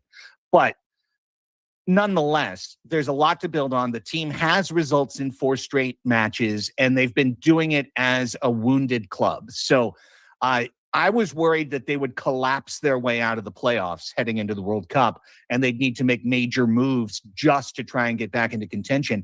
Now it looks like they're going to go into World Cup on the fringe of a playoff spot, where those changes that the club can make in the summer transfer window can really turn the team from fringe into maybe right back into the role of contender. Just quickly, because you mentioned the youth, we've said how often I'm impressed by Luca Bombino and his maturity. I got to meet Pedro Soma last week at training. That kid, impressive as well. I do think ultimately the team will be well served by all these young players growing together, but, we're seeing some of those growing pains. Let's move on to baseball and the Padres, Craig. I thought Woods brought up a really important thing when he talked about the hitting coach, Steven Souza Jr. Nick Castellanos, some comments over the weekend about if you blame him for Manny Machado and Fernando Tatis Jr. and Jackson Merrill struggling, don't you also have to give him credit for Gavin Sheets and Miguel Andujar and Luis Camposano and the success stories of the San Diego Padres this year? How do we make sense of the Padres offense right now? I was really thankful, along those lines, Ben, that Kevin Acee devoted a lot of inches to getting quotes from Steven Souza this weekend and getting people talking about him, because if it's a black box, then all we can do from the outside is evaluate what's coming out of the box, right? And that is the career worst seasons for Manny Machado, Fernando Tatis Jr., and Jackson Merrill, and say, well, it must be the hitting coach's fault. Doing some reporting around it tells us, okay, the hitting coach has been telling them that they're overdoing it and they're not listening. And then they maybe started to turn a corner this weekend. I'm so thankful as a Padres fan that Craig Stamon is showing his bona fides as a rookie major league manager. He did something that Mike Schilt was never willing to do on Sunday, which is break up the ego troika at the top of the lineup and push Merrill down to sixth, move Tatis to leadoff, push Manny down to fourth, separate those guys. You had to separate those guys in the lineup. They were killing you. They were an automatic 1-2-3 basically every time they came up. Yep. And to move Andujar up, to move Sheets up, to juggle the lineup the way he did was significant. You just can't keep putting your worst three hitters 1, 2, 3 in the lineup. And we know that at the end of the year, those three guys won't be the worst three hitters on the team, but they are the worst three hitters right now. So I think that was a huge move. I have no idea what to make out of Fernando Tatis Jr., but I'm glad they're leading off, so at least he can walk and steal bases. And Gavin Sheets had a NL Player of the Week, type of week that has powered this offense. So, there's room for hope, obviously, for the San Diego Padres. My mind starts to drift to the catcher position now and how much they're missing Luis Camposano. Yeah. Because Freddie Fermin is killing this club on both sides of the ball right now. He's missed 6 straight ABS challenges. He's hitting 140. He's challenging balls 3 balls off the plate. Look, it's wild. There's misses like yesterday. That 1.1 inch, that was a miss, but it wasn't really a miss, right? The catcher it was Garver, right? I don't think that Dan Wilson is like, are you out of your mind challenging that? You're an idiot. It was, they literally said it's Mariners fans aren't asking if he's concussed. Right. They literally said you could put a guitar string through that space. And yes, Fermins are 6 inches out, 6 inches up, 6 inches down. I'm going, what game are you watching? There's a commonality, though. He continues to challenge pitches that he really, really wishes for strikes. He wants them so bad. Yes, it's a wish. But they're not close. You've got to have both. Yes, I appreciate that. That would be a very high leverage strike call. 3-2. Yes, of course you want that pitch. But it has to be somewhere near the strike zone for you to justify the challenge. No, but I really want it. If I really want it badly enough, maybe the computer will lie. It's crazy. Yeah, vibes-based challenges. Vibes-based challenges. Doesn't work. VBC. Computer. Yep. They're literally asking the computer. So there are no vibes. It's only knowledge. It's obviously vibeless. Contreras in Milwaukee showed us last week what it's like to be a great ABS challenger. He just doesn't miss. He catches every mistake the umpire makes. Camposano does the same. Campy, exactly. And hey, this team's missing Campy big time right now. This lineup will be even deeper when Campy is back. And, just big credit. A couple of guys I've been critical about over, first one guy that when he was signed and another 2 weeks ago, which I said on your guys' show, Gavin Sheets was hitting like the Chicago version of himself. Yep. Now he's hitting lights out. Nick Castellanos has really come around for this team. But what is the common denominator, guys? It's when the players stop chasing. And, I feel like we're starting to learn over the generations, Ben, that we've talked baseball, that walks are sexy. Yes, People they can really help. Boring. Walks boring. No, walks are the product of not chasing. Yep. Chasing is what every pitcher wants every hitter to do. And Jackson Merrill for a month has been like, cool, I'll chase whatever you want. He's like a puppy, a squirrel. He runs off. And Manny, chasing everything. So Gavin was chasing everything. Then he stopped chasing everything and learned to love the meatball and wait for the meatball to come and smash it. And that's what the Padres have simply not been doing as a group. I thought it was really interesting, AC, talking about like, hey, they've been really reevaluating how are we handling our hitters meetings? Are we presenting the right information? I love that level of self-critique from this group. It doesn't seem like there's a lot of egos in the coaching room, guys. And I love that for this team because there's a lot of egos in the clubhouse. But if you can manage this team without ego, with humility, but also with the willingness to move the players around. Laureano, another perfect example, right? They moved into the leadoff spot. He was god-awful. They finally have dropped him down to the bottom of the order. Now he has a chance with less pressure on him to put things together. Now he's putting things together again. I really, really appreciate that flexibility from the manager. Much needed, much appreciated. And I think we're talking to our pal Craig Elston here on Ben and Woods. I think it's important, too, to note that, yes, you're not going to be a $30 million, $20 million, hell, even $10 million player in the big leagues, Craig, without a healthy amount of ego and self-confidence, right? I will say, though, of course, I have seen the quotes that I see from these guys this season in particular are less ego-driven than I've ever seen them since I started covering the team with Ben 8 years ago. And when you're hearing guys going, I made the point last week. Manny 2 years ago would have said, guys, shut up. My numbers are going to be there. We're winning games. Leave me alone. He's like, no, I stink. I got to be better, right? I don't care. The last 2 days, he sat on the bench and DH'd. I feel like the egomaniac player would make a bigger deal out of all the lineup shuffles and moving this and that and playing different positions. I feel like this team has handled it pretty well. I agree. And I think that is a cue that they're taking from a manager who smiles and laughs in his press conference. Again, look, we criticize Mike's press conferences. Now we're praising Craig's. I care about how the manager manages first and foremost. But I do think it's indicative of the character of the individual to see how they handle themselves in situations where they are being questioned externally. Yep. And Craig Stamon has approached this job with humility, with humor. He's been self-effacing. He's been reflective. And it's the polar opposite of what we've seen, honestly, the last 4 years. Yeah, correct. Bob Melvin was a good manager, but he was had exasperated a gigantic all the ego. time. Yep. Yeah, very much a veteran. I've done it here. Mike Schilt obviously was kind of an egomaniac as a manager, which is wild to say, but he was. So that change permeating through the clubhouse, I truly believe that. I believe it's why this team has exceeded far above their run differential and far above their expected win-loss. And if this offense in any way catches up to what the pitching staff and especially the bullpen is doing and the way they're catching the ball, this club will be for real. Obviously, the next 3 days are going to be a meat grinder. My least favorite series in baseball, Dodgers Padres. I'll be watching it through my eyes like this.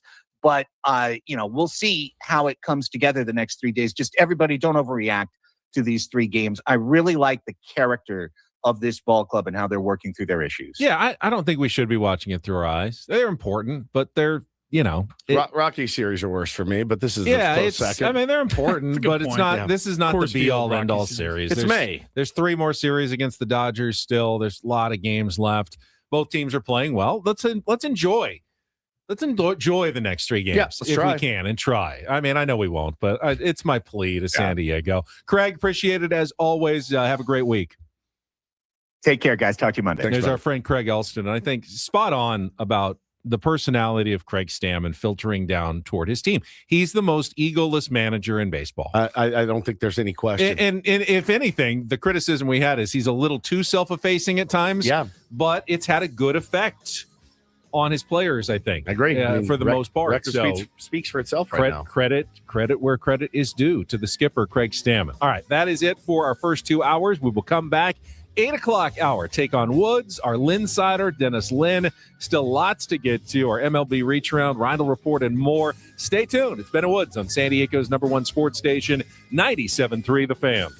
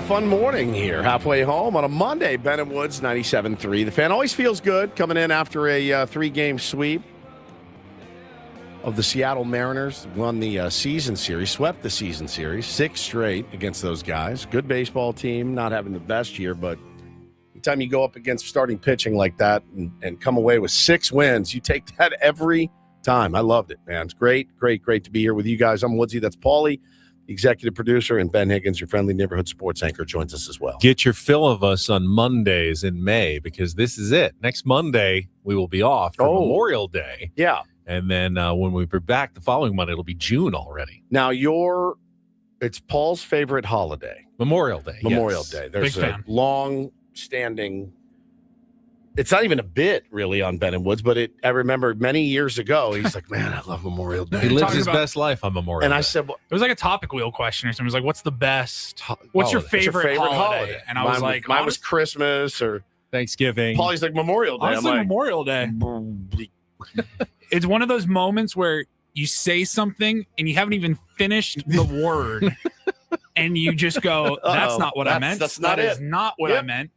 In my brain, it made sense because, well, my wife and I, we celebrate our wedding anniversary on May 30th every year. That was Memorial Day weekend back in 2020. That's right. And we were like, hey, we're always going to have a nice 3-day weekend right around our wedding, our anniversary. And so, yes, when asked with the question, what's my favorite holiday? I go, honestly, Memorial Day. I get that 3-day weekend. It's an anniversary, usually going somewhere, usually on a fun trip. Yeah, we like to get a cabana at our pool. Get a party on.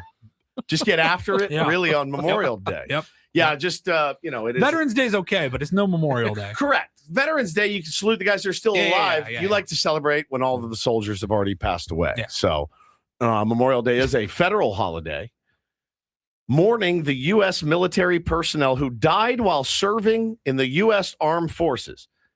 And Paul is like, what a day to party. That's my favorite Get me to day. Vegas. Get me to go Vegas. Gamble, Yeah. Maybe sit by the pool. Well, they died for your freedom to be able to do that. Yeah. That's what they wanted. That's Paul, what to be they doing wanted you on to Memorial do. Day. That's a code. Now, you said your son thought it was today. Yeah, Bo, yes. Yesterday. Hannah goes, just so you know, Memorial, you're not going to have school next Monday. The old next. This was yesterday? It is one of the most confusing words. When we say next Monday, and it's still the weekend, what do we actually mean? Because the next Monday is today. Is this coming Monday? Which But is when today. we say it, we usually mean one beyond the next Monday. Correct. Why do we do that? I don't know, but it's true, and I can see why that would have confused a young mind. So I'm talking to him, and I go, all right, so hey, after shower, read a little, and we're going to hit the sack early. It's been a long day. And he goes, I'm off tomorrow. I go, why? He goes, it's Memorial Day. I go, buddy. No, I'm not. That's next week. Next week is Memorial Day. He goes, what? Mom said. I go, it's next week. I'm not lying to you. You got to go to bed. You'll have a short week next week, but you're off Monday. Okay, next Monday, not tomorrow. And he was fit to be tied. What are your guys' plans? I mean, I know what Party's doing. Paulie's doing. Cocaine off of strippers, probably. But what about you, Ben? I'm anchoring the news next Monday, so I don't have any giant plans. I'll be somber and reflective on the anchor desk on Memorial Day a week from today. Oh, yeah. Yeah. That's true. Probably have stories about when they put the flags at the National Cemetery in Point Loma and Miramar. Always very somber, important holiday. Right. We never say Happy Memorial Day. Don't say to a veteran either, Happy Memorial Day. Don't say it. Yeah, just don't say Happy Memorial Day. What do we say? Have a safe and Memorial blessed Day. Memorial Day Right. is really the best way to do it. I'm going to be going to Pappy and Harriet's to see one of my favorite bands play for Memorial Day. Yes. So you're doing a lot more. This is up by you're doing a lot more celebrating than you. Way harder than I am. For Memorial Day. Yeah. So one of my favorite bands, the Afghan Wigs, are playing the Observatory North Park on Saturday. Now, I have convinced my wife to go with me Saturday night. Oh, you're doing the same band, multiple concerts, same weekend thing. Same band. We know how this turns multiple out. I already. he ain't going to Palm Springs. Oh, I'm going. Are you kidding? You think I'm going to miss out on that? That's if it was the night before and then they came to San Diego, I probably wouldn't go to the San Diego. Going to the San Diego. Correct. Yeah. But I'll be up bright and early in the car heading out to Pappy. You might leave the San Diego one a little early just so you're ready to go for the next day. Well, so I'm a little nervous because I said to Hannah, I bought 2 tickets. Would you like to go with me? She said, no, I don't like that band. I couldn't care less. I go, but they're the band that like shaped me. Like this is the band that made me the person that you married. You're the father of your children. I didn't know what kind of human I was going to be until I heard this band and I went, now it makes sense, right? Mm-hmm. It's a very important band to me. And I happen to now know the guitar player pretty well. And I go, please come. It'll be great. No, I'm not going. I'm begging you, please come. She goes, fine, I'll come. So I told her, I go, I think they come on at like 9. And her face went white. It went white. You guys, I want to stay for the whole thing. And she said, oh, we have a sitter and you can't leave the sitter. I'm like, we'll just pay her extra. I bet you I get 5 songs. That's it. So I'll take it easy that night. I'll get up, drive out to Pappy and Harriet's. Which is, for people who don't know, it's out in Joshua Tree, Pioneer Town, and it's a music venue. It's small.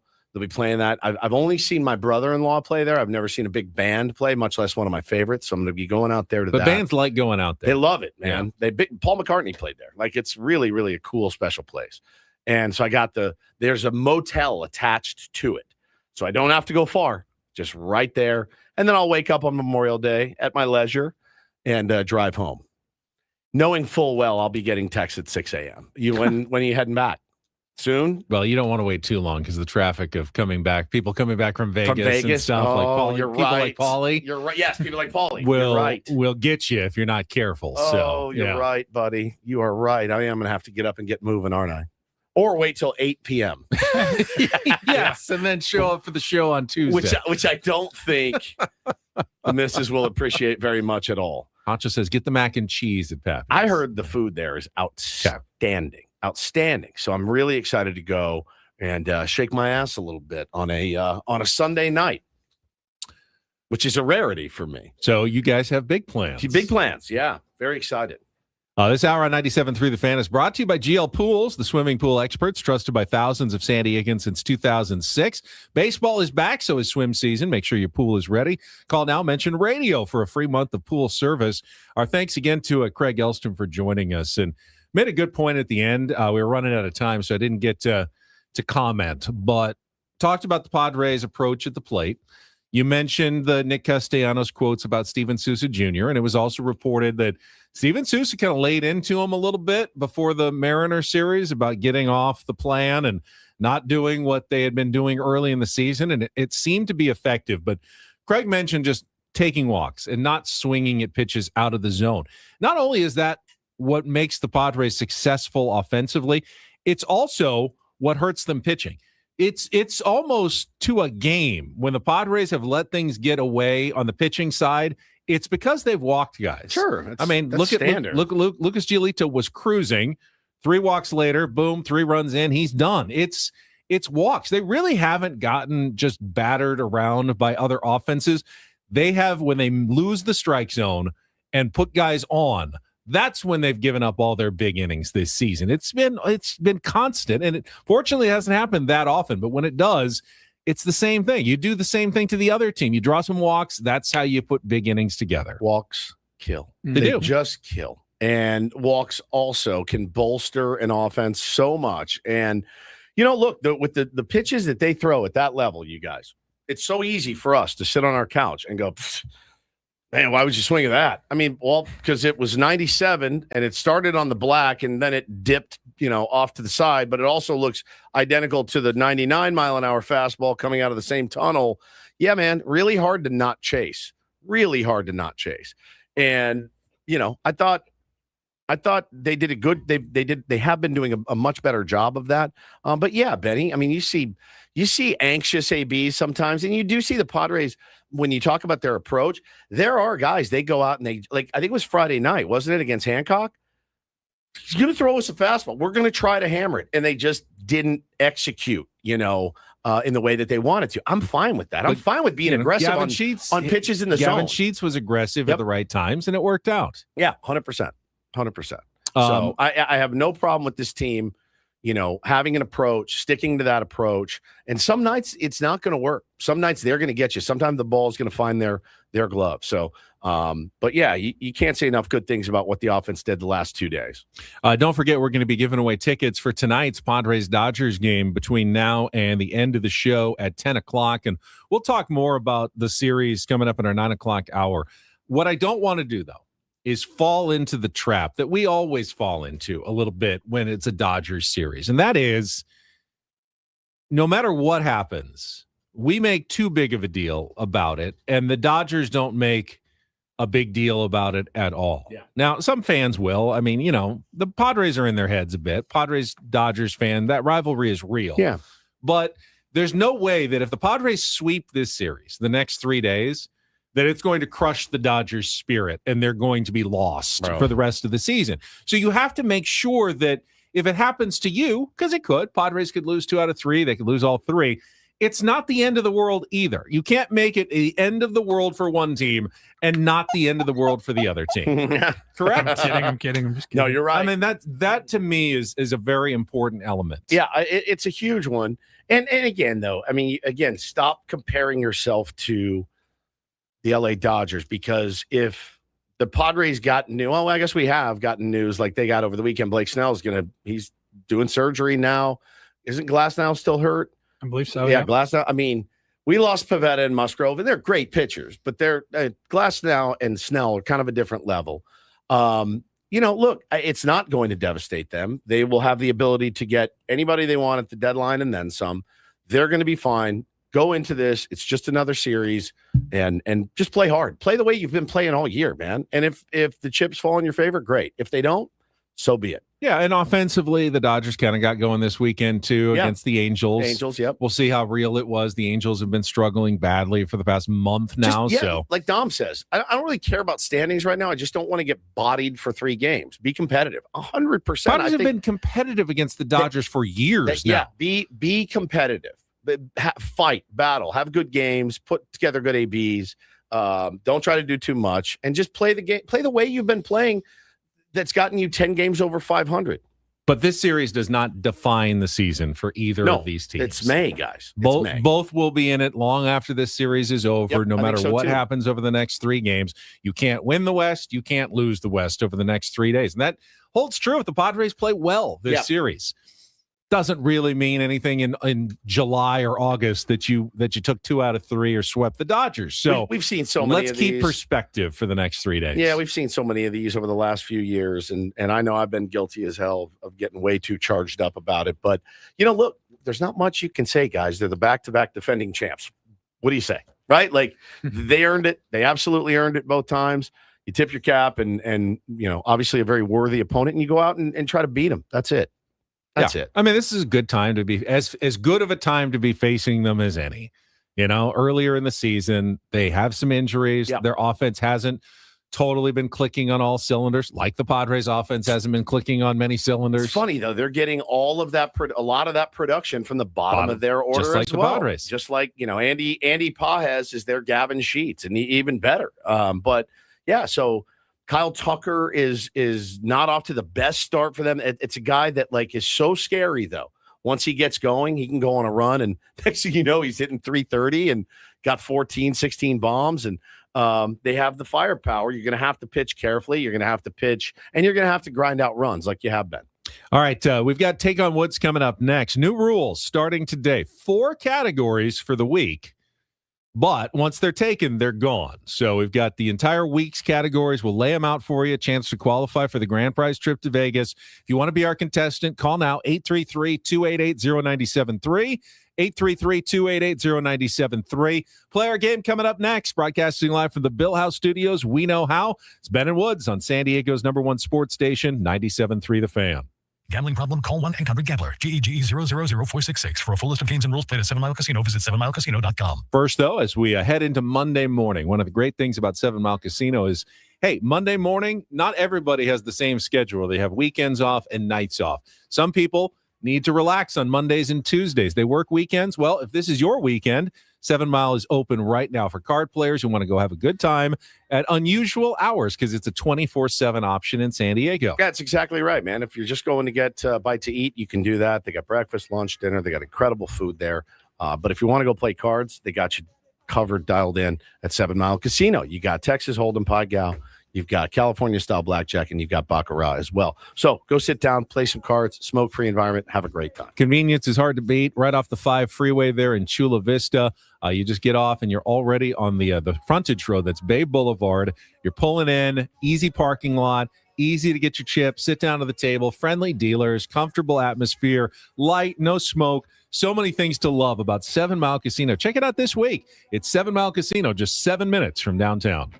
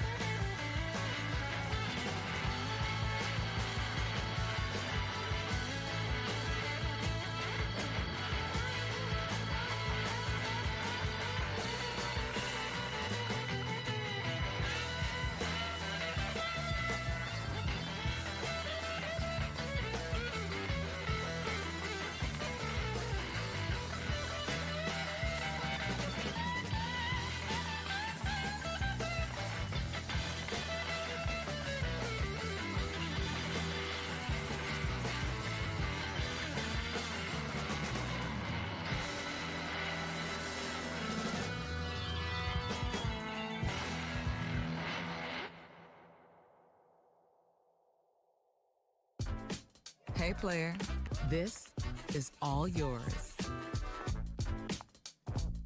This room with this view. This speakeasy with this cocktail. Hey, could you make that too? The spa with this. Ah. And this pool on this roof. This is all for you. The all-new Hamul Casino Resort, now open.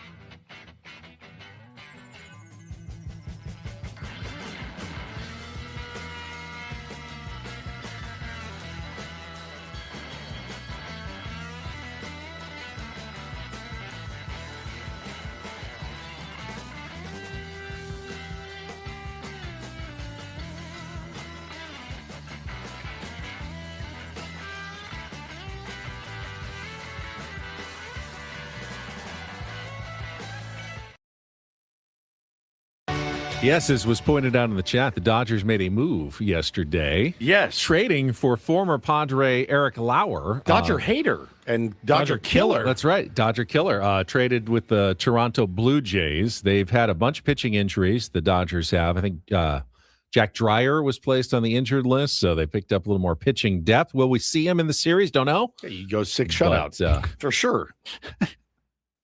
Eric Lauer back in Southern California, but on the other side of the rivalry. It's interesting, too, because his bit in Toronto was, I don't like to be a spot starter, and I don't want to be a long man. The Dodgers are like, we're going to sign you. You're going to be a spot starter and a long man. He's like, all right, sounds good. You're going to get it. You're going to be that. And you're going to like it. Yeah, you're going to like it. I don't know that Eric Lauer is good enough to throw his weight around that much. He's good, obviously. He's a big leaguer. But, hey, man, I'm just going to need you to kind of fall in line here and do what we ask you to do. And he did not want to do that. Is it weird to be joining the team that prevented you from winning the World Series by this much last year? Right. Like they all have if I'm Eric Lauer, I think these are the guys that all have my World Series ring. I'm sure there were some Blue Jay player group chats that were probably pretty funny yesterday. Yep. Like, oh, really? Okay. Okay, have fun. Well, I mean, he didn't have any choice in the matter. He was beat traded, him, join him, so right? There he goes. It wasn't a free agent signing. He was traded. Yeah. To the Dodgers. No chance but to report. All right, we've got a contestant on the line. Let's get to our first game of the week. It is time to take on Woods.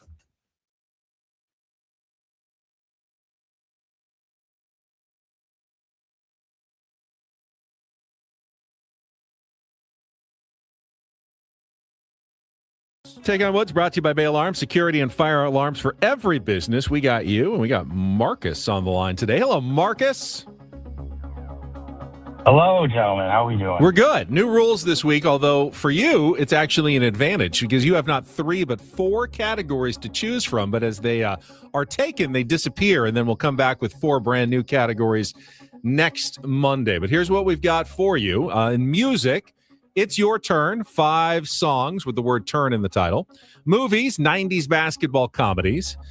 TV, B-listers, 5 TV series whose titles are one-word names beginning with B, and our wild card could be anything. In this case, it's called title tracks, songs that share a title with a movie. So kind of a crossover category. So you've got music, it's your turn, movies, 90s basketball comedies, TV, B-listers, and the wild card, title tracks. What would you like to play, Marcus?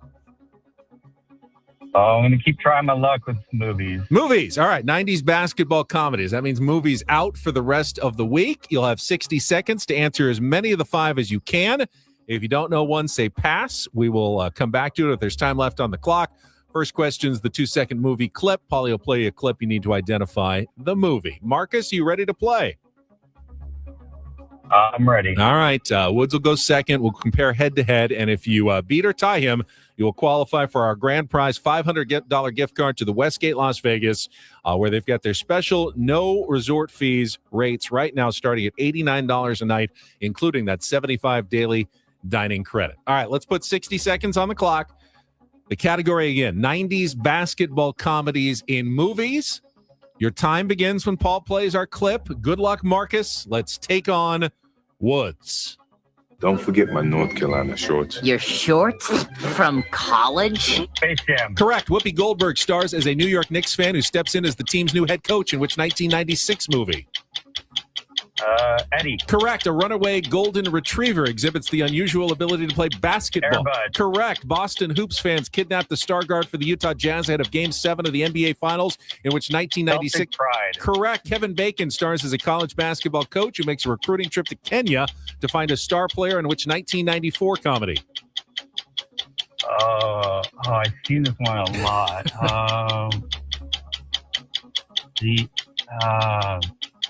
Air Up There. Yeah, you got it. You had plenty of time to figure that one out. That's a 5 for 5, Marcus, and you have done it in movies. Congratulations.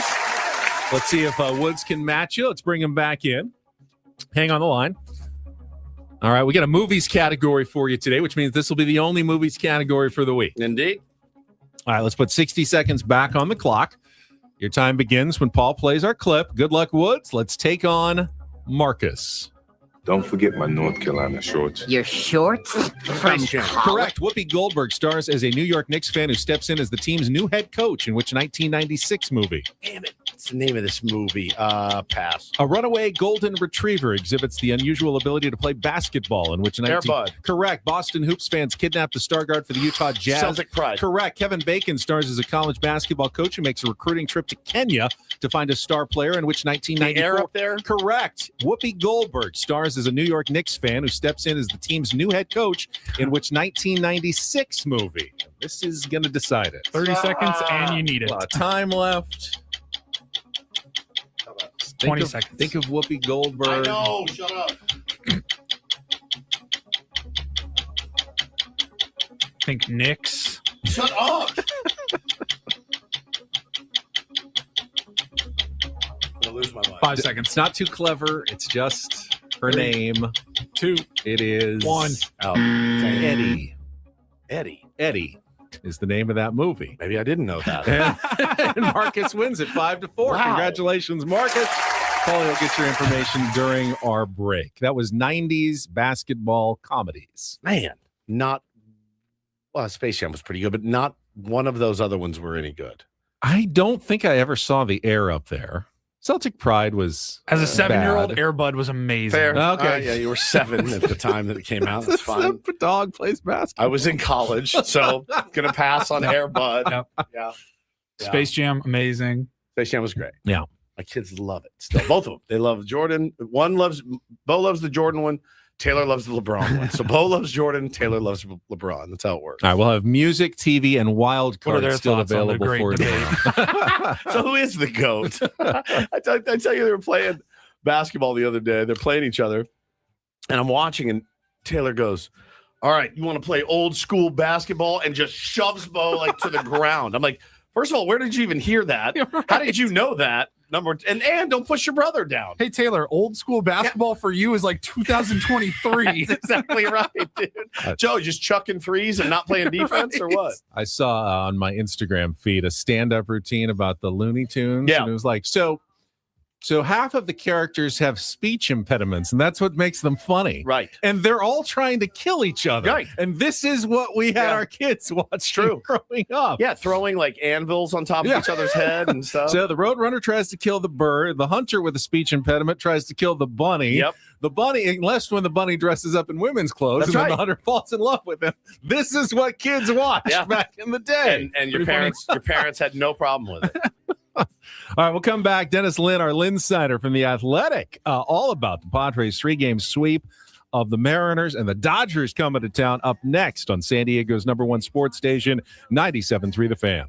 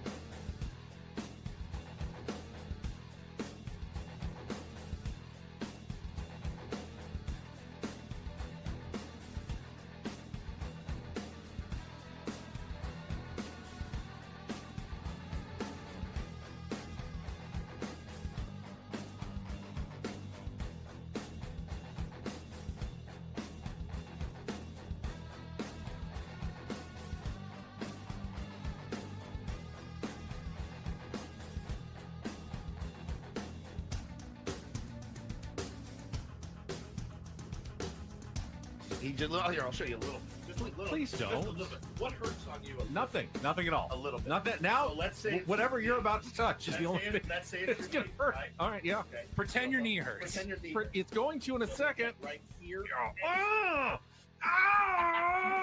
That is not pleasant. Hey, player, this is all yours. This room with this view.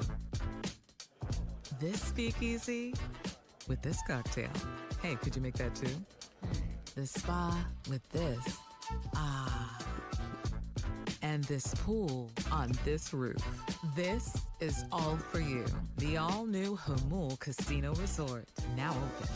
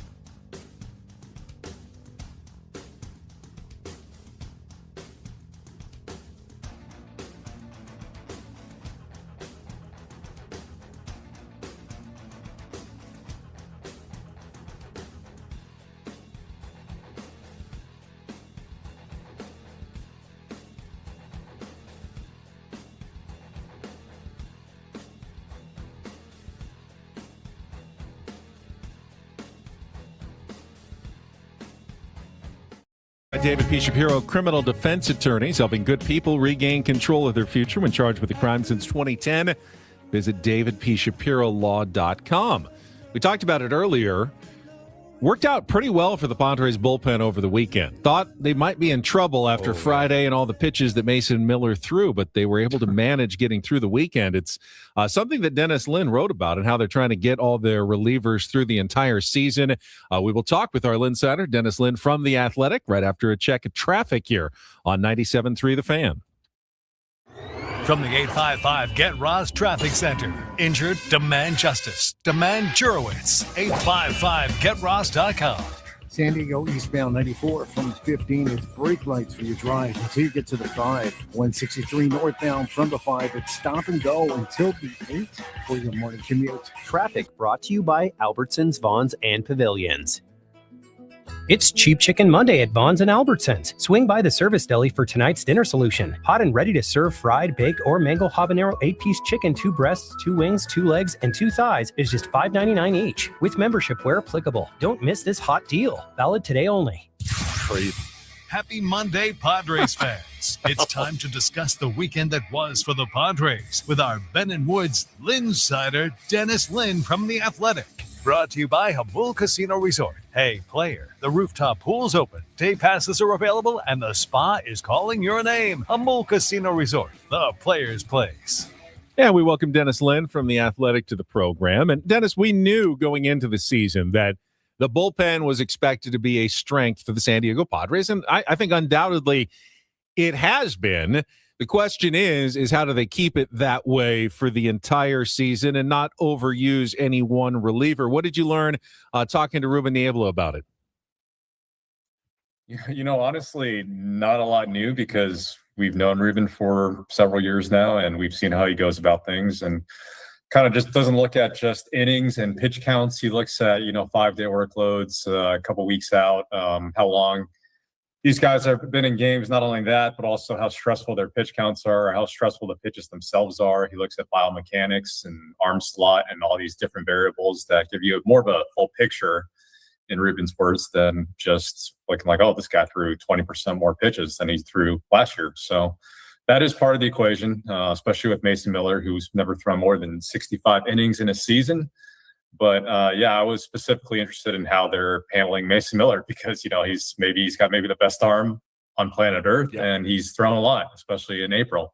So how are they trying to get him through a long season, especially knowing, he's got a UCL sprain in his history, and the fact that he's maybe their most valuable player. No offense to Gavin Sheets, he's carrying the load on offense. But if Mason Miller isn't there at the end of the season, all this kind of goes out the door and it's kind of pointless. So I think they're trying to be mindful with, when they use them and how often they, throw them out there for 4 outs. But when it's game on the line and, you've got maybe the best reliever in baseball, it's hard not to use them.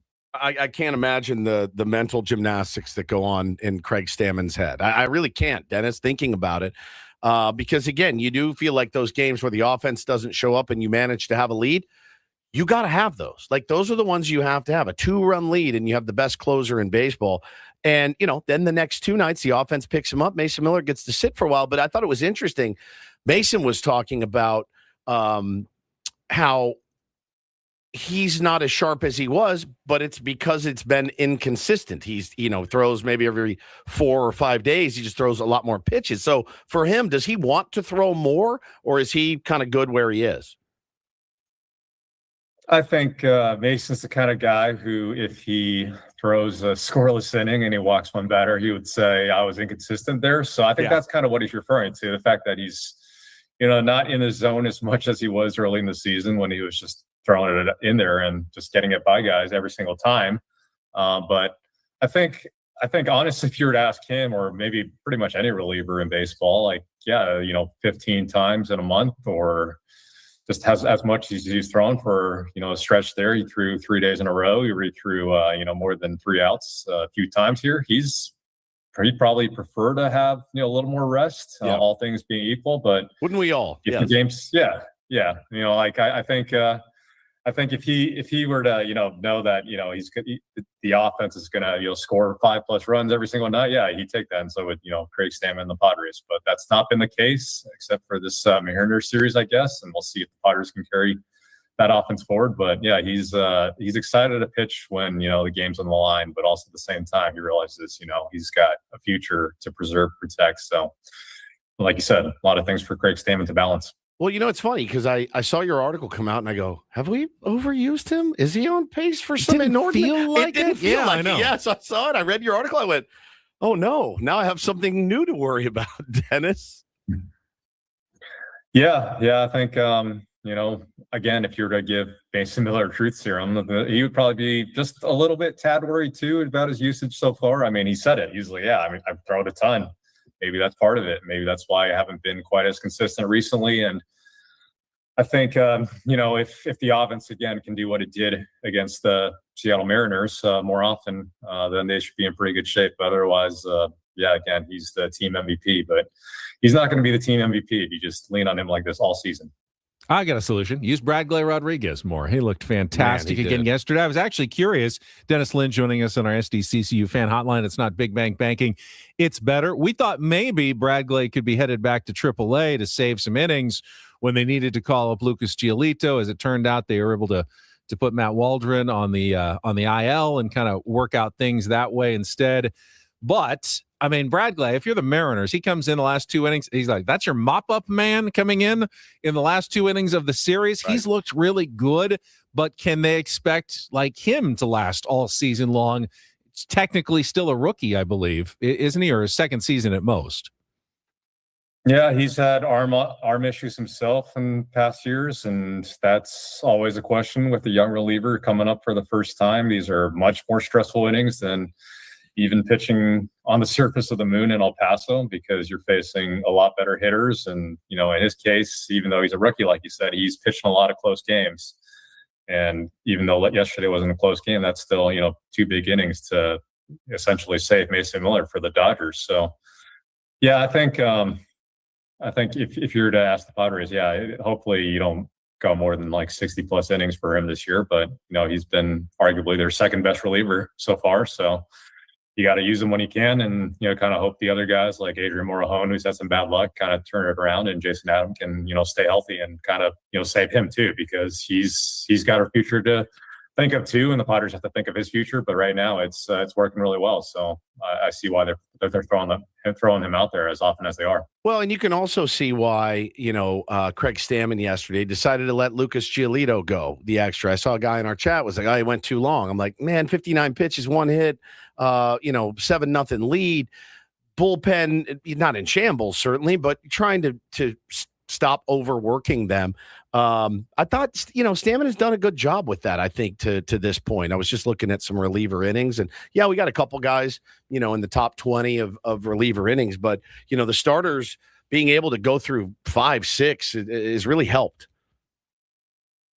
I think if you ask any fan base, especially online, like whether their manager is good at pulling the starter when they should, the answer is always no. Like, our manager is terrible at it. But yeah, I think Craig Stamon's done a good job overall.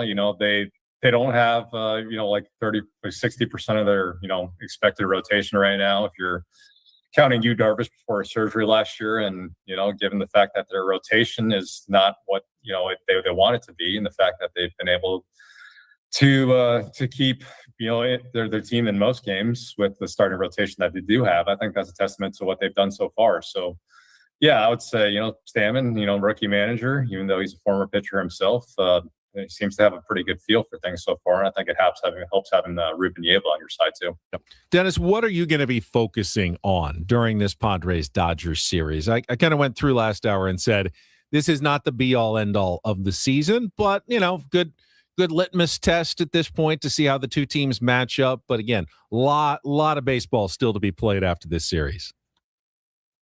Yeah, it sounds like the same old answer, but right, it's the big three: Manny Machado, Jackson Merrill, Fernando Tatis, especially, of course, no home runs still, as I'm sure you've all noticed. See if they can continue winning. Why is no one's talking Fernando about? Doesn't have any home runs. No, but nobody's talking about those top 3 guys struggling right now. I haven't seen much of that. No. Yeah, a little trend I came across for the first time over the weekend. This is why we have you on. When I think they went 3 for 26, 3 for 30, something like that, and they swept the Mariners. If you were to tell us in advance, like those would be the numbers, and that's kind of a microcosm of the entire season, right? I think the Padres are screwed, but the Padres are not screwed. They're a half game behind the Dodgers. But if this is the best offense they're going to play all season, clearly. If the big three are going to continue to do this, I kind of struggle to see how they sustain this pretty unsustainable pace they seem to be on. But, guys like Davin Sheets and Miguel Andujar and Ty France keep doing what they're doing, maybe. But at the same time, it's kind of like it's kind of a matter of more like when, if not if, these guys are going to get it together. But I think, just see if these guys can kind of match the star power of the Dodgers, because that's what the Dodgers still bring to the table. And that's why they're still, the reigning champions. Good pitching matchups, too, especially the first and the third games with Michael King against Yoshinobu Yamamoto and Randy Vasquez against Shohei Ohtani. At the very least, to see how you measure up against 2 of the top pitchers in the league. Again, Padres have faced a lot of tough pitchers so far. That'll be one of the things that I'm looking for, Dennis. Yeah, I'm looking forward to that too. I think the Mariners and the starting pitching they threw out there the past 3 games, it's a good indicator for the Padres that they kind of stay within themselves, the big three aside, and really kind of try to focus on the middle of the field, as cliche as it sounds, try to hit the ball in the gaps and hit the ball on the line. It kind of sounds a lot like Victor Rodriguez, right? Like what they were doing the past 3 games. Maybe they can, scratch across more than a few runs and give Mason Miller a break and not have to pitch him, 2 out of 3 games or 3 out of 3 games if they can help it. Dennis, appreciate it. Have a good week. Hopefully we'll see you out at the ballpark at some point as well, as Padres on a 3-series homestand. A couple more good teams coming in as well, as the A's and the Phillies will be in town. So we'll have a lot of baseball to cover, and we'll talk to you again next Monday. Oh, no, wait. Memorial Day. We'll have to bump you back maybe to Tuesday. You're bumped. Sounds good enough to me. Yeah, Officially talk bumped. to you guys Tuesday. All right, Dennis Lynn from The Athletic, our Lynn Sider, brought to you by Hamul Casino.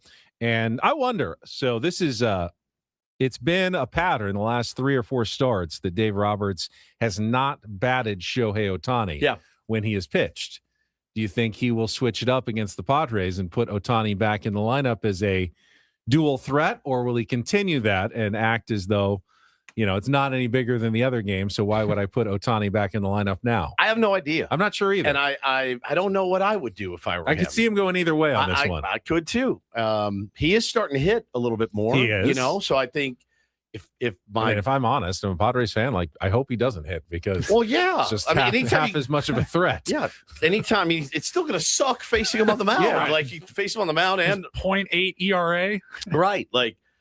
So I hope they don't hit him, but he is starting to hit the ball. He's coming around offensively. It's about managing his workload. It's catching up to him a little bit, and for good reason, man. I coach a Little League game. I can barely get out of bed the next day. So, the guy is a specimen. He's a freak. And but at the end of the day, man, it's a game in May, right? It's a game in May. So I'm not, if he does bat him, I'm not going to be like, ooh, it's Shohei Ohtani. Do what you got to do. I'll be a little, ooh. Well, you haven't been doing it against the other teams, but all of a sudden against the Padres, he's going to do both again. I think that would be kind of interesting. It would be interesting, but I mean, he's hitting now. He's hitting. He hit a home, couple bombs maybe this weekend. He has, yeah. Hit a little bit. He wasn't for a while. One of them was kind of the Little League version. It was a Little League version, but those still, we'll take one of those. Yeah, Fernando will definitely take one of those. Do you guys expect any extracurricular activity this week? I don't. Absolutely not. I really don't. Dave Roberts going to put his hands on this manager. No. That's the other thing is he wouldn't dare go after Craig. He hated Mike Schilt, and Mike Schilt hated him. That was fun. I love Craig Stamon. I mean, Dave, I think no exception. Everybody likes Craig Stamon. Craig Stamon might have helped Dave win a few games back in the day. You know what I mean? So maybe. No, I don't think there'll be anything funny in the series. I don't either. I mean, unless Tatis gets hit 4 times again. Right. We'll That's the wait thing. and see You're what always happens. one pitch away from you're something. one pitch away from something. Got a question for Woods. Curious about, and we'll get to Paulie's Rindle Report next on 97.3 The Fan.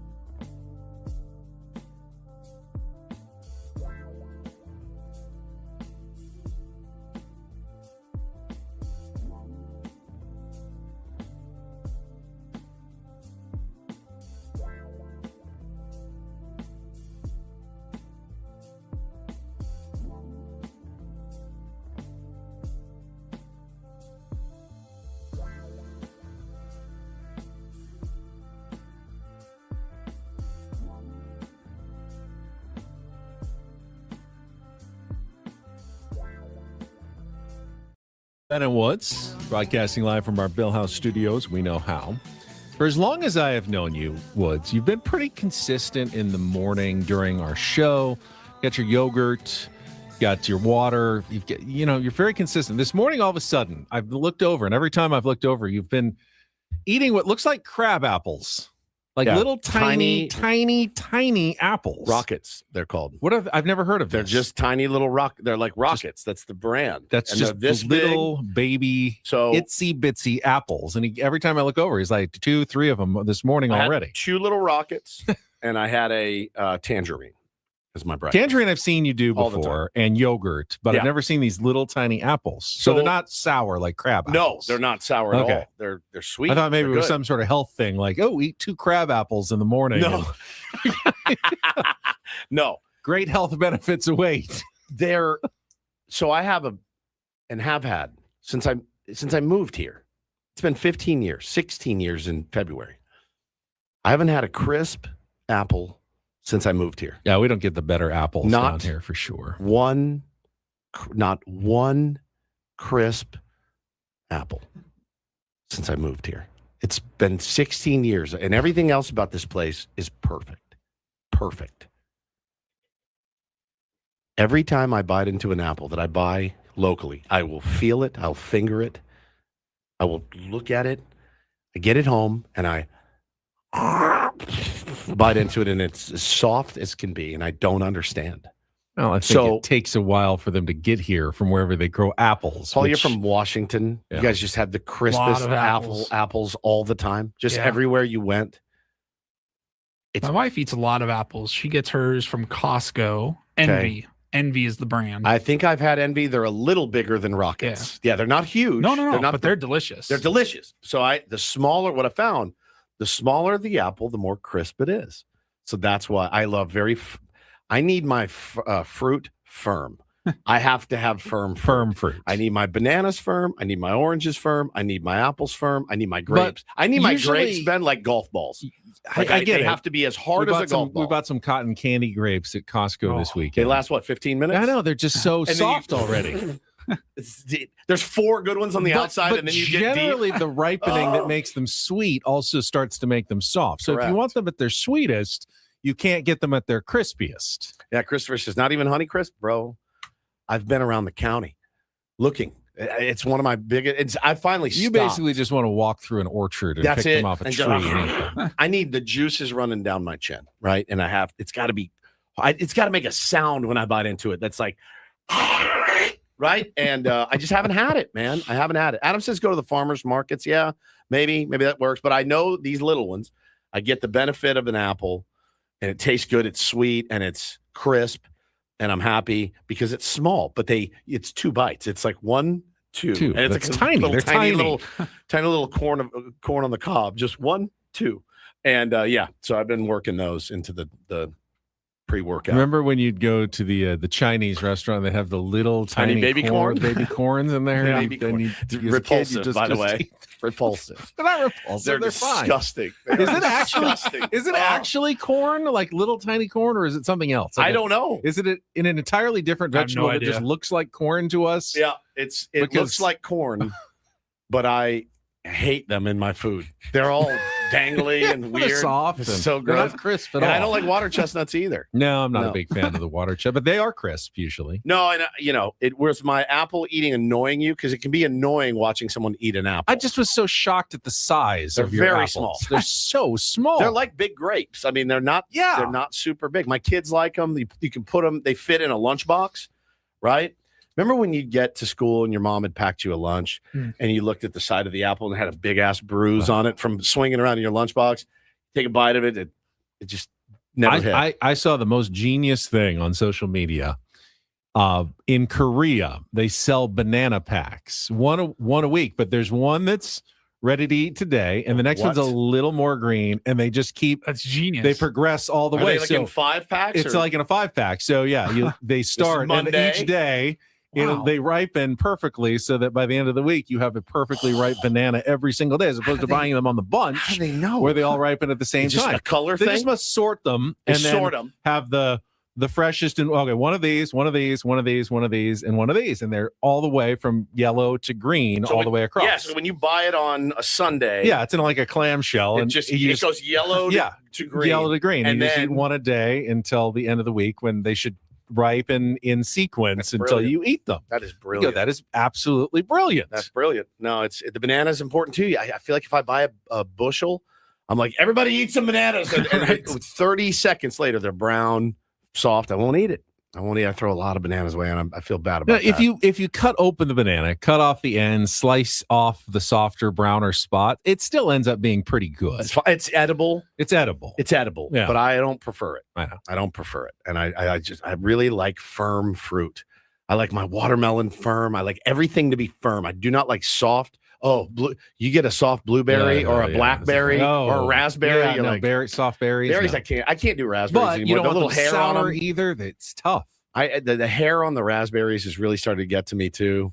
My Taylor loves when he puts them on his fingers and eats them. You like your raspberries shaved? Yes, shaved, lasered, preferably. Waxed. No, I braided. Try to mix it up with my fruit though. All right, let's get some headlines from Paulie Rindle. It's time for the Rindle Report. And get things started here with our today's edition of the Rindle Report. Now tuned into the greatest. Welcome to the Rindle Report with Paul Rindle. Hi, Paul. All right. 2 stories from the world of sports that we haven't gotten to yet. We'll start off in Major League Baseball. And 1 story that you didn't know you needed. Are you laughing, biatch? It's the Rindle Report. Hey, Paul, how you doing? Okay, how are you? On 97.3 The Fan. Are you ready to bless the mood? I need some help, please. That was good. Can I get a yeah? Oh, yeah. All right. All right. All right. Happy Monday, gentlemen. Happy Monday. Let's start off with, we got a couple of shout outs actually in the Rindle Report. We'll start with one that we know personally. Benny, you sent this over on Saturday night, which I believe would have been Sunday morning where it was taking place. But Saturday night, I was getting home from our fun event out at Park 101, and he sent over the leaderboard for the Japan Pro Tour, where our pal, former Ben & Woods NIL sponsored athlete and San Diego State Aztec for life, Steve Sugimoto was at the time tied for 3rd. He was in the final group of the Kansai grouping. Open Golf Championship 2026. By far the furthest he's made it into a professional tournament. Right? Very, very good performance. Wow. Now, he didn't kill it on the last day, shot his worst round 1 over 71, but still finished in a tie for 6th and won 87,500 yen. How much is as that? It's $550 as his top prize. I like 87,000. It was a tough tournament though, tough course, just like the PGA Championship. The winning score overall was 9 under. Who won? Yoshinori Fujimoto. Oh, came in from. I'm looking at the leaderboard. Shot a 65 in the final round to blitz the field on a Sunday in Japan. And then, Steve finished tied for 6th at 4 under, just 5 strokes back. But his best finish as he tries to accumulate points and get in the top 10, which would get him into the DP World Tour next year. That would be huge. And DP World Tour. Yeah. Yep. Anytime you get a chance to make it to the DP World That's the Tour. European tour, essentially. But there's big money on that tour. So congratulations to Steve on his best performance of the season. Love Sugimoto. What a good kid. He is. The best kid. Yep. All Top right. 10 finish. I like that. Top 6. No, top 6, yeah. Another good kid is our friend Joey, and our friend Joey sent this over to me over the weekend. There was a walk-off home run in baseball over the weekend. Cubs and White Sox, little rivalry weekend action. Yeah. And I was not watching any of those games, but one of the walk-offs, it was 8-7, I believe was the score at the time, and the White Sox were down 1, and they hit the walk-off 2-run bomb to win it. And Joey sent this over to me because he knows just how much we love a good voice crack. It was a dramatic. I think audio. Conforto hit a 3-run homer in the 9th to tie it and send it to extra innings. So this is why there's so much drama. And I thought I saw that Len Casper, I believe is the name of the play-by-play man. He also worked for the Cubs broadcast previously and then switched over to White Sox radio. But here's how it sounded last night or Saturday night for the walk-off. Infield in. Tying run at 3rd. Caro hits a fly ball out in the deep left center field. It's back there. It is gone! Edgar Caro wins it! Shut up! Yes! The young man deserves it. That's so good. Oh. Shut up. I like that voice crack. I like that. Ah! It's so good. Field. It's back there. It is gone! Wow. Save that. Save that. And I like the yes. It is gone! Yes! Yes. I thought you were going to talk about the PCA story, Paulie. We could talk about that as well. That was I don't have that audio because you would need to bleep it out. Yeah, at that field, Ben, they have the chain link fence, and you can sit down in those seats there, which would be behind the warning track in the outfield. Yeah, it's so cool. You can sit down there, and you're looking through the chain link fence, and there's PCA running up to make a catch, and he doesn't make it, and this girl starts talking smack, and I think from what I could gather, she said, "You suck," and then he hit her with the blank my blank. Now, my wife is a huge PCA fan, loves PCA. I said, "Babe, what do you think about your boy last night? Are you going to ring the misogyny bell on PCA?" She said, "Yes." Yeah. But she says, "I still love PCA." Obviously, he was caught up in the heat of the moment. So he gets a pass for it. I don't ever get a pass for any light misogyny that I might exhibit on accident. But PCA it's gets a hardcore thing to say to any fan. I feel the same way. Like, blank my blank. Just even for you suck. Yeah. Hey, you suck. Blank my blank. I mean, if I gave Rory crap and don't do this for being a little soft. PCA. Yeah. PCA. I mean, you can maybe hey, bleep off, or something like that. I like a bleep off. That would be okay. Huge fan of the bleep. But blank off. my blank. Blank my blank is something. That's pretty hardcore to say to a fan, especially a female fan. Correct. Yeah. Correct. Yeah. Now, a male fan, remember in Major League, Tom Berenger goes over to that girl's house and her fiance's there. And it's very awkward. And then he's saying goodbye. And he goes, "I'll let you know if I land the job. I bet you're real concerned." And he goes, "Well, I just wanted to see what she would have had in store for her. Stay away from her." And Tom Berenger goes, "Blank my blank." And it was just the most classic hard-ass movie line ever. So man to man, I think is fine. You had one of those weird apartments where you get out of the elevator, and you're already in the apartment. I don't want that. It was very confusing. I do not I want totally understood that. Tom Berenger's confusion there. Like, wait, I'm already inside their house when I got out of the elevator? Your buddy sounds like, you're like, "Why are you in my home? Your stupid elevator opens right to your apartment, idiot." I'd have there needs to be another door between the elevator and the apartment. You cannot get off the elevator and walk into my home. You just can't. You walked right into a dinner party. Or Jake Taylor. He was just there to discuss a book with Lynn. Yeah, of course. Blank my blank. Yeah, yeah, that's a don't do this for PCA. Yeah, for 100%. sure.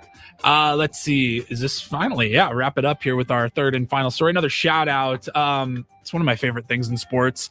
The friendly rivalry between one Shaquille O'Neal and one Charles Barkley. Sure. And the shout out goes to Shaquille O'Neal, who has been going back to school, and he went back to his alma mater, LSU, and graduated and got his master's degree.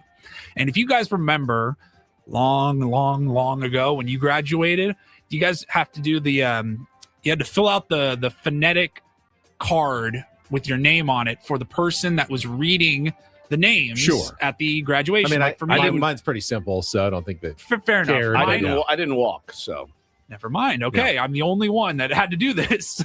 Your had to name, fill out a card. Paul, Thomas, you didn't really have to phonetically write those, but then Rindle for sure had to spell it out, write it out. You get it all the time. Rindell, you have mistakes made with your pronunciation often.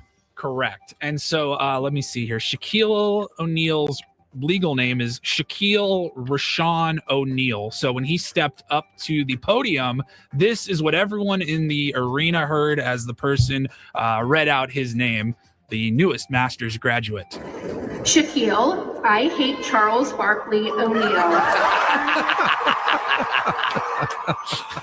That's good. It's not his real name. Shaq wrote, Shaq, I hate Charles Barkley O'Neal. Adam makes a good point here in the chat. He goes, I'll never forget when our old boss Michael mispronounced Paul's last name at the company holiday party last year. Yeah. Paulie won the $1,000 gift card. He's like, oh, and it goes to Paul Rindle. Yeah. I was like, is that why Michael really left the company? Do we now know? Embarrassment. It's the embarrassment of mispronouncing Paul's name. I had him removed for that. Also, PCA said blank my blanking blank.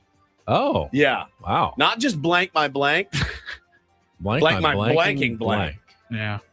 You can't get much more hardcore than that. Nope. That's about as hardcore as it gets. Everyone go home and tell your wife that tonight. Don't see how do that goes that. for you. Don't do that. It's not going to go well. No. Blank my blanking blank. I hate Charles Barkley. Pretty good. O'Neal. Chuck's just wherever he is on Saturday going, cool. Why am I trending that? Jesus. God. Yeah. Thank you, Paulie. Thank you, Paulie. You're welcome. Speaking of basketball, a crummy Game 7 last night, the Cleveland Cavs annihilated the Detroit Pistons on Detroit's home floor. That's it. By 31 to win and advance to the Eastern Conference Finals. The Knicks have been waiting for like a week. Yeah, the New York Knicks. That series will start tomorrow. The Western Conference Finals begin tonight. San Antonio at Oklahoma City. Oklahoma City's been waiting around forever. They've won all 8 playoff games they've had. San Antonio had the long series against Minnesota, but San Antonio and Wemby did win the regular season series against the Thunder. So they have shown the ability to compete with Oklahoma City. Oh, and SGA won his second straight MVP award. That's your yesterday. That's your championship. People matchup. were mad at Spurs Thunder is your championship. Yeah. And whoever wins out of these is going to get obliterated. I think so. People were mad at Shams Charania for revealing the MVP winner before the actual announcement. But I mean, it's his job. He got the news beforehand, so I did see that came out. That came out early in the morning. Yeah, he dropped it early in the morning. The announcement was supposed to be later in the day. He got it first, so that's what he's supposed to do, right? I think he did his job. Yeah. If he gets that tip and knows that it's confirmed and it's going to be announced at 4 p.m. or whatever, like, is that really on? Is he supposed to hold that? It changes the the Kalshi market for it. Very Obviously true. quite a bit when Shams does that. But yeah, I guess that's not his job either to care about that. He gets news, he breaks news, and he did. And it's SGA again, which is not a surprise to anyone. No. Of course, it's going to be SGA. All right, that's our look at the headlines with the Rindle Report. When we come back, we will give away a pair of Padres-Dodgers tickets as promised for tonight's game. Tonight's game, you said. And our MLB Reach Around the rest of the weekend in baseball that we haven't gotten to yet. All coming up next with Bennett Woods on San Diego's #1 sports station, 97.3 The Fan. Had a friend reach out to me this weekend and just a text. And he said, do you really believe in the SDFatLoss.com system? And I said, 100%. Absolutely. It is I got a DM from a tier 1. I posted a picture of all of us at the Park 101 thing, and she writes in my DMs, Ben is looking skinny. And I go, cool, thanks for coming onto my page and talking about how great Ben looks. I appreciate the compliment, but I do believe in it. It worked for me. 3 years ago, I was way overweight. I had tried other weight loss plans. They did not stick for me. This one did. I lost 40 pounds in 60 days, and I've kept the weight off for 3 years. What was different about SDFatLoss.com, based on real foods, stuff that I liked eating anyway, like chicken and steak, vegetables. Yeah, right portions, right times. There was some discipline involved, but they help you with that with their great coaches, their great counselors. I did not want to go the route of the GLP-1 injections. I knew what I would be in for, basically like a lifetime of injections. That was not for me. So this was for me, and I did it. I made it through the 2 months. When the weight starts coming off, it's so much easier to stick with it. And then when I transitioned to keep the weight off, they call it the maintenance phase. You were already eating real food, so it really wasn't that different. It didn't change, so I kept the weight off. Loved it. Love the plan. If you want to find out more, set up a free consultation at SDFatLoss.com. And if you sign up now, get $200 off during their spring special. Get you in a new body by the time summer really hits in San Diego in July and August. Now is the time to check it out. Please go to SDFatLoss.com. That's SDFatLoss.com. Results may vary.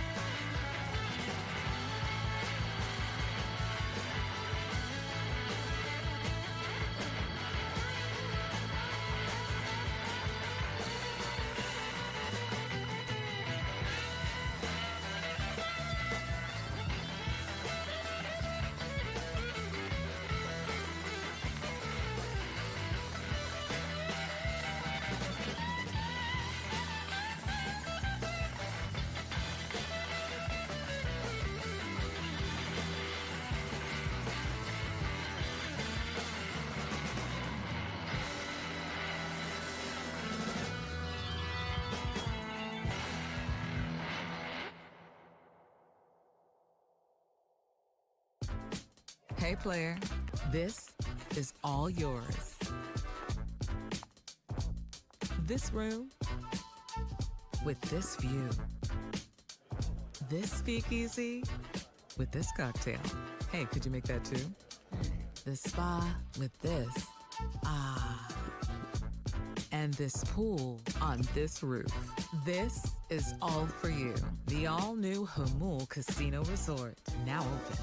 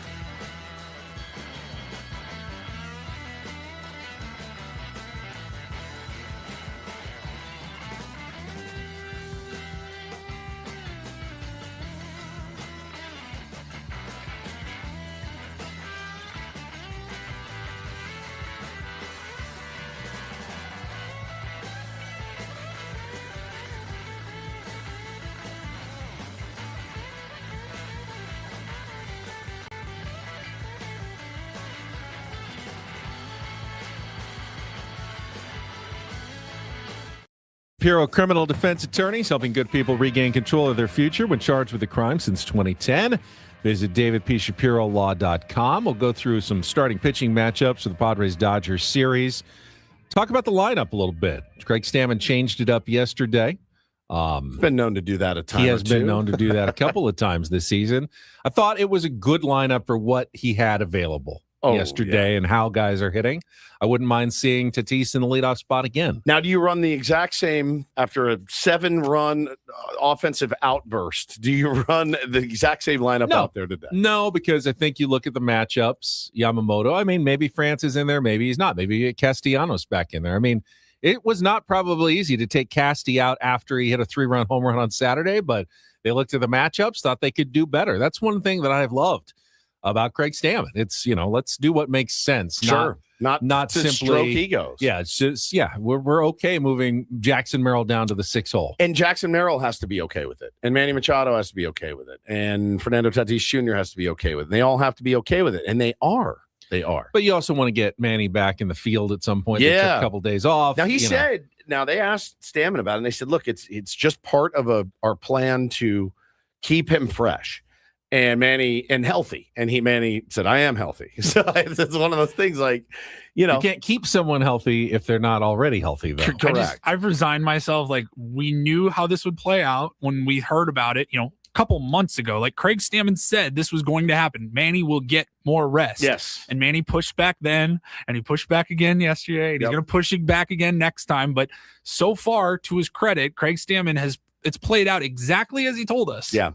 No doubt. Now, I think it would be easier if Manny was thriving at the plate because of it. So he wants to get out there just because you can't break out of a slump when you're not in the lineup. So at least you can if you're DHing, but again, it keeps you in the rhythm of the game. Yeah. He's not a full-time DH yet. We'll talk about that coming up. First, though, let's get to the rest of baseball. Time for our MLB Reach Round.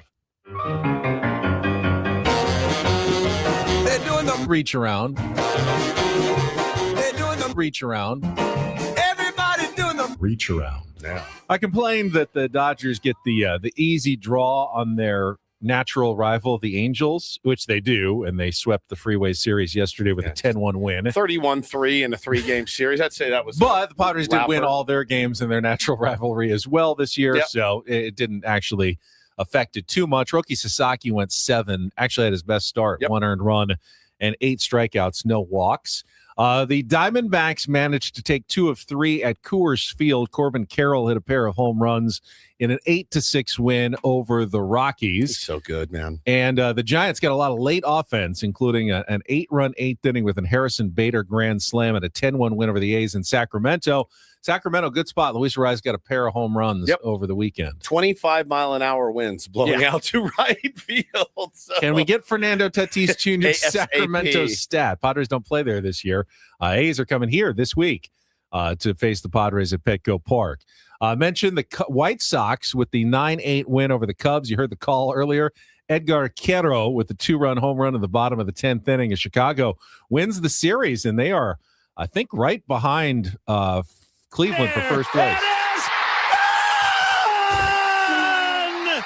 They are right behind Cleveland for first place. They've actually been playing pretty well, including that taking 2 of 3 from the Padres at Petco Park. They're a fun team to watch, man. Mets win their series against the Yankees. Tyrone Taylor hit a 3-run homer in the 9th to tie it, and Carson Benj, fielder's choice with the drawn-in infield in the 10th to win it and beat the Yankees 7-6. So probably the highlight of the Mets season this weekend, taking 2 of 3 against their natural rivals. This worries me. The Phillies have figured it out. They are not dead anymore. They swept the Pirates with a 6-0 win. They beat Paul Skeens. Bryce Harper went deep off Skeens. And the Phillies are now 15-4 under Don Mattingly and have climbed back above 500. So crazy. They were dead and buried. They were done, and now they're right back in it. They're, I think, just behind the Padres, Cardinals, and Brewers in the wild card race. They're back, a dangerous team as we always thought they were going to be. And I'm sure all those Philly fans that wanted them all jettisoned into the sun have returned to normal. I'm sure they have. Feeling a little bit better about their chances. The Royals blanked the Cardinals 2-0. Stephen Kolek, old friend, 2 relievers combining on a shutout as Kansas City avoids the sweep. Right now, that trade's not looking great. No. Freddie Fermin, we talked about it earlier, has been struggling offensively. Been struggling throwing the ball to second base. And his challenges have gotten just ridiculously bad in the last couple of weeks. I mean, just pathetically laughable. It's so bad, man. I mean, instantly that's wrong. I mean, at least there's no drama in them. Literally he none. has just challenged something that has no chance of being a strike. I don't know what you do. You just have to tell him, don't. But you want you let the pitcher start doing it now instead? I don't know. I feel like he's trying to please the pitcher too much. Like the pitcher wants it really badly. On so a 3-2 pitch. Yeah, it's like you nailed it earlier when you said he's been calling challenges on pitches he really wants, not pitches that are close, which is like an ego thing. It's like almost? it's just like a God. That would have delusional. been a big It's like delusional. it's a delusional false hope. And the computer is so accurate. It's so accurate, and you have to know. My glove went up 6 inches from where I had it, which would mean it's probably 3 inches above the strike zone. I got to know in that split second, probably not the best pitch. He's lost, 7 in a row? Yeah, I got to say, I won't be surprised if Rodolfo Duran is catching tonight. Same. For the Padres. He caught really well with Kinger last time. So I'm with it at this point. Give Freddie a little night off. Texas Rangers avoided a sweep with an 8-0 win over the Astros.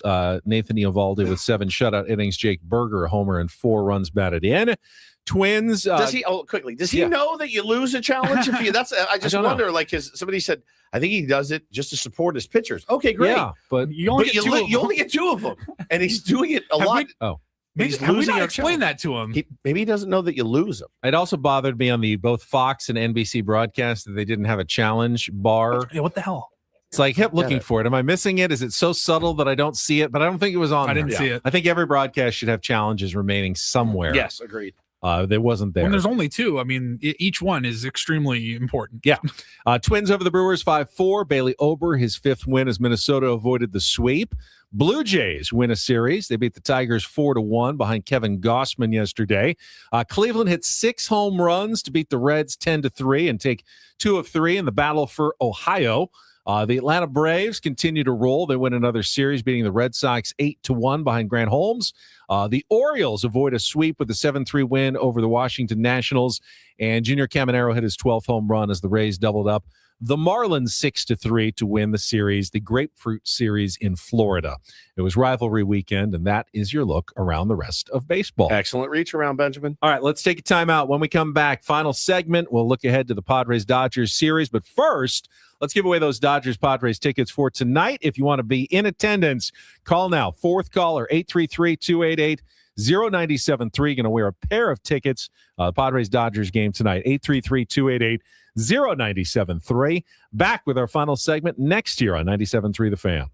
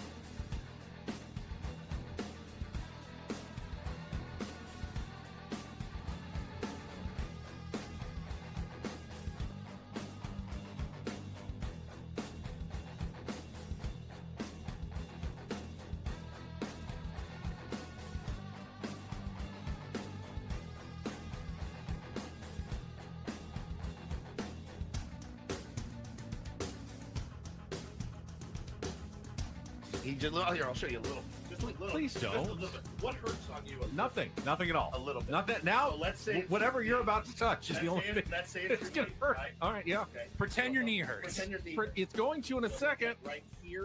Oh, that is not pleasant. Hey, player, this is all yours. This room with this view. This speakeasy with this cocktail. Hey, could you make that too? The spa with this. Ah. And this pool on this roof. This is all for you. The all-new Hamul Casino Resort, now open.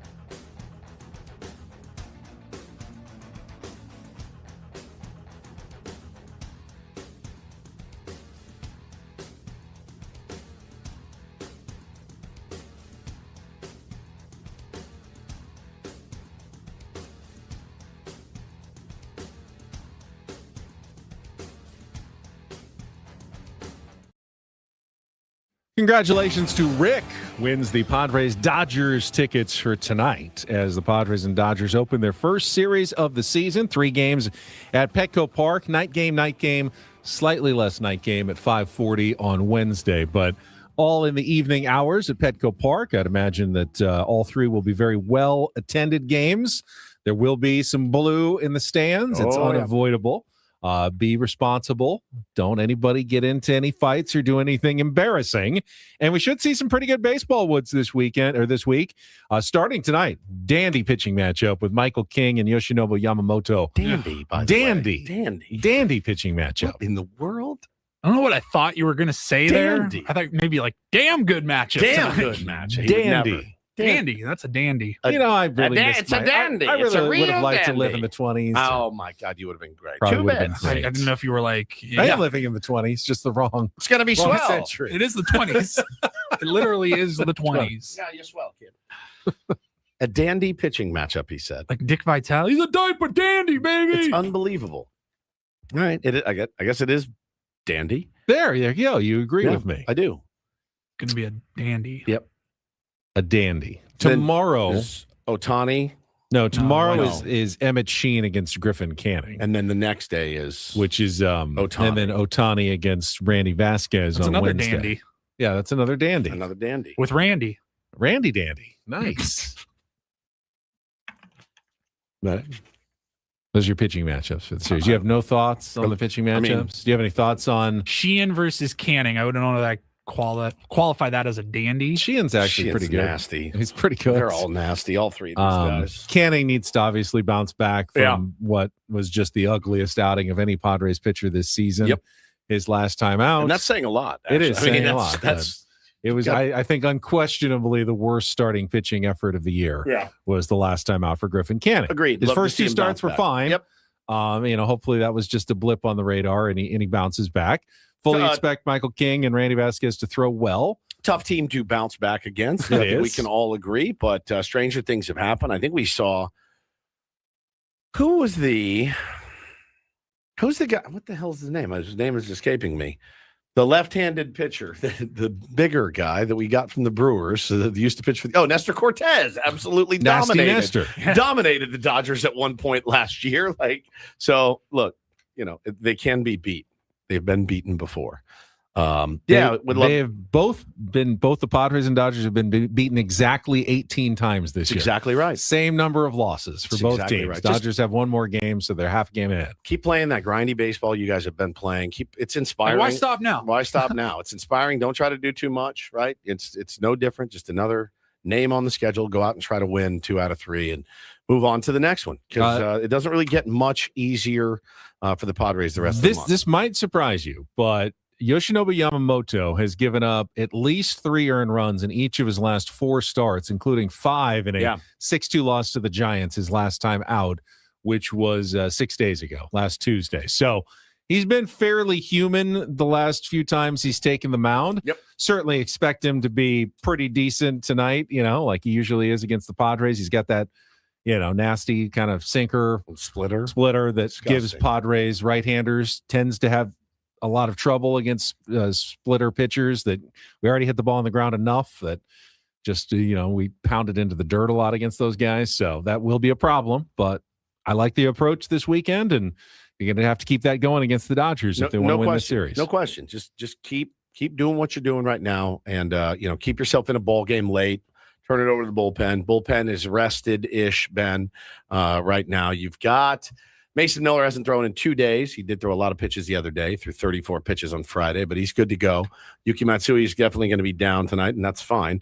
Adrian Morejon ready to go. Brad Glaze probably down today, and that's okay. Jason Adams should be ready to bounce back. Jeremiah's ready.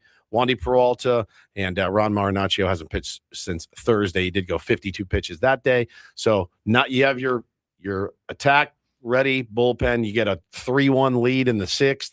You can go after this win. And Michael King's given up just a single run in each of his last 2 starts. Yep. So, you got every chance in the world, I think, in the series opener tonight. Do you want to see Fernando Tatis Jr. in the leadoff spot again? Sure. I do. Sure. I do. Yeah. I think that's the best place for him right now. Mm-hmm. I think it takes more pressure off hitting a home run than any other spot in the lineup. Yeah, I agree. It's been like 2 things. Like we got 2 things meeting here this weekend or this week with Tatis. You've got him not hitting a home run every game this year, and then you've got him and his domination of the Dodgers over his career. Yeah. Like, which one's going to prevail? Yes. Is he in a bad enough slump where he's going to continue to go homerless, or does he break out of it against the Dodgers? And for Padres fans, and I've seen you on my social media, you say, hey, bench him, send him down to El Paso, put him at 9th in the order. Again, if you had 8 other hot hitters, I'd consider batting him near the bottom of the order. Sure. But you don't, and you don't have anyone else that is going to replace him. So until someone steps up and you have another outfielder who can play the kind of defense that he does and is going to hit, then Fernando Tatis Jr. is going to continue to be in the Padres lineup trying to figure it out. Yep, as he should. As he should be. There's no one else out there that's going to replace him. So you are stuck with Fernando Tatis Jr. and Craig Stamon doing the right thing by continuing to play him on a most daily basis. Yeah, he's not slugging, he's not hitting the ball out of the ballpark, but that's the beauty of baseball. How many games does he have left? A lot to figure it out. So nowhere to go but up for the top guys in this offense. So we will continue to hold out hope and thank the Lord that the bottom guys continue to get clutch hits, work really, really good ABs, get on, score runs. Unoso says he saw an Etsy witch on X said he was going to homer today. Okay. So I choose to believe that. You want to believe? Go ahead and believe. I've seen a prediction every single day from someone. From someone. Yeah. That this is the day for Fernando Tatis Jr. Yeah, I mean, listen, everyone's going to, if the big 3, whatever, don't get a bunch of knocks tonight, we're going to have to see everyone's batting averages posted again. We know. I think if we are Padre fans, we know they're not going right now. They're still 10 games up, 10 games above 500. So I'm going to try to remember why I like baseball and not why I hate baseball. If 2 of them get going, if one of them gets going, would be with fantastic. what you're getting from the rest of the lineup, then great. Yep. You have a great chance against the Dodgers. Yeah, I'm just looking forward to watching them play a good series. All right, let's take a quick time out for traffic, and then I'll tell you the special guest we'll have in studio joining us tomorrow. Mamacita. Coming up next here on 97.3 The Fan. From the 855 Get Ross Traffic Center. Injured? Demand justice. Demand Jurowitz. 855GetRoss.com. The 5 looks good northbound out of San Diego into Del Mar, but coming into Carlsbad north on the 5 right before the 78, commotion at the shoulder where there's a truck with a diesel spill and a big cleanup happening. This report is brought to you by Valvoline Instant Oil Change. Got miles ahead? Make sure your car's ready. Swing by Valvoline Instant Oil Change. They'll check tires, lights, and essential fluids with any oil change. Stay in your car, done fast. Coupons at SoCalOilChange.com. Valvoline Instant Oil Change. Your 15-minute drive-through oil change. Tomorrow will be, of course, an Incorporator Tuesday. Jesse Agler will join us at 8:35 on our SDCCU fan hotline. It's not Big Bank Banking. It is better. We will be on the letter H as we progress through the alphabet for our Incorporator with Jesse. And then in studio in the 9 o'clock hour, O.M. Sanchez nailed it. Yeah, our friend Katie Wu covering the Los Angeles Dodgers. Going to give us the other side's perspective on this series after the game 1 tomorrow. And it'll be good to catch up with Katie. We saw her at spring training. Yep. Had a very quick appetizer with her before she was off to another engagement, but we will get a full hour with her in studio tomorrow to talk baseball, Padres, Dodgers, and more. Maybe we could have a whole meal of food with her this time instead of just the appetizer. Bring the bagels. Or you can bring lots of little apples for everybody. Yes, there we go. Yes. Tiny little apples for everybody. Would you like a crab apple, Katie? No, she can come in and tell us the terrible tales of woe that the Dodgers are going through with Blake Snell now being on the IL. I mean, how are they going to recover? It's just literally like they don't miss a beat. Like, hey, Snell's going to be out for 6 months. Yeah, again, no one's denying that the Dodgers have been hit hard by injuries. Where you lose me is when you start feeling sorry for them because they are built to withstand all the injuries without being affected almost at all. At all. In fact, they're not having to sign. They're not having to sign Herman Marquez. In many ways, they did have to pick up Lauer, but in many ways, the Dodgers need these injuries. Correct. To keep all their players. To give their players opportunities. Like they've been benefiting by getting more Justin Robleski and Emmett Sheehan out. Yeah. If you had just had all your starters at the beginning of the year, you might have had to send those guys to the minors or trade them or anything. So it actually helps them that they get these injuries. The only team in baseball that can be helped by massive stars, massive millions and millions of dollar stars getting injured. They're like, whew, okay, Glasnow's got a hip. Let's get him on the IL ASAP. We'll see him in August. And, Snell's got loose bodies. All right, that's fine. Get him his surgery and get him back going. I saw Tarek Skubal's already throwing, by the way, after his loose bodies. They had him. It was kind of a high-tech new procedure, like micro surgery to take out the loose bodies. And there was some speculation that Blake Snell could also do the same procedure. Same agent, right? Yeah. He's like, nah, I'm good. See you guys in September. I'm good. And perhaps the Dodgers don't want him back. Yeah, 100%. That's a good point. Like, good idea. Good plan. We don't need you back. No, we don't need you back as fast as Tarek Skubal needs to get back for the Detroit Tigers. I also have loose body, but it's because I haven't been to the gym very much. It's loose. More loose than I'd like. I get what you mean. All right, spin it one time. All right, one quick spin before we wrap things up here on a Monday.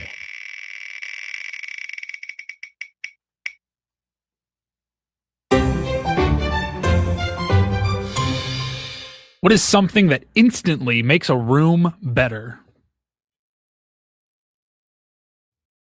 I mean, I think it's fairly like something like a house plant, aesthetic, aesthetically, so. a good piece of art, a big, beautiful piece of art. Okay. Yeah, immediately. I was thinking, I got 2. Lighting. Lighting is great, which is not something that I really thought about when I was younger. Oh no. You just throw a lamp up and you're whatever. Yeah. You're like, no, dude, warm white versus white or whatever. We have that red light in our room. That's amazing. Yeah, I love it. We have a few like Govee products where you can make them any color and set schedules and all that. And then curtains, window curtains. Oh, yeah. They change a room so much. Mm-hmm. Do you like curtains better than blinds? Oh, God, yeah.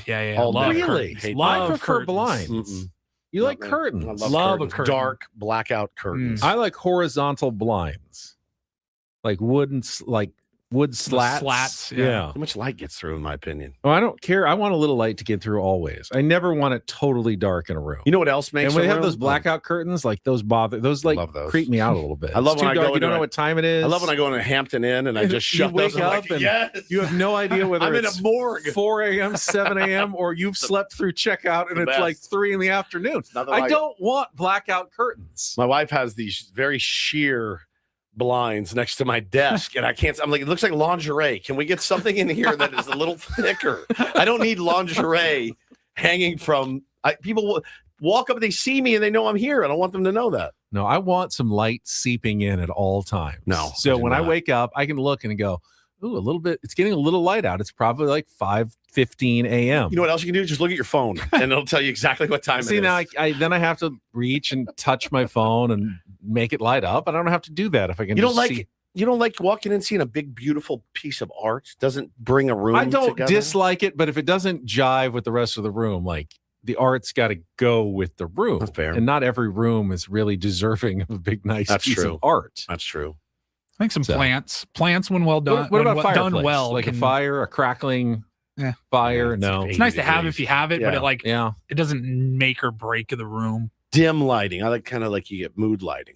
I like that. Yeah, dim lighting's great. Too bright of lighting is the worst. I always go for the dim lighting. But I Baseball want- I cards don't want always dark- make a room better. I don't want Anytime there's completely baseball dark. cards in it. Yeah. Always in. Yeah. Walk in, you see some baseball cards, you get excited. Like, ooh, this guy collects. This guy's cool. This guy's cool. Man, this guy must get a lot of girls. Yeah, Look at all these. tons. Look at these piles of cards. We will be back tomorrow at 6 a.m. with the aforementioned guests, more Journey tickets to give away, and a Padres-Dodgers game from tonight to wrap up. Tier 1s, we will talk to you at 6 a.m. Braden and Frank are coming up next for executive producer Paul Rindle and Stephen Woods. I'm Ben Higgins. Have a great rest of your Monday from all of us here at San Diego's #1 sports station, 97.3 The Fan. So long, everybody.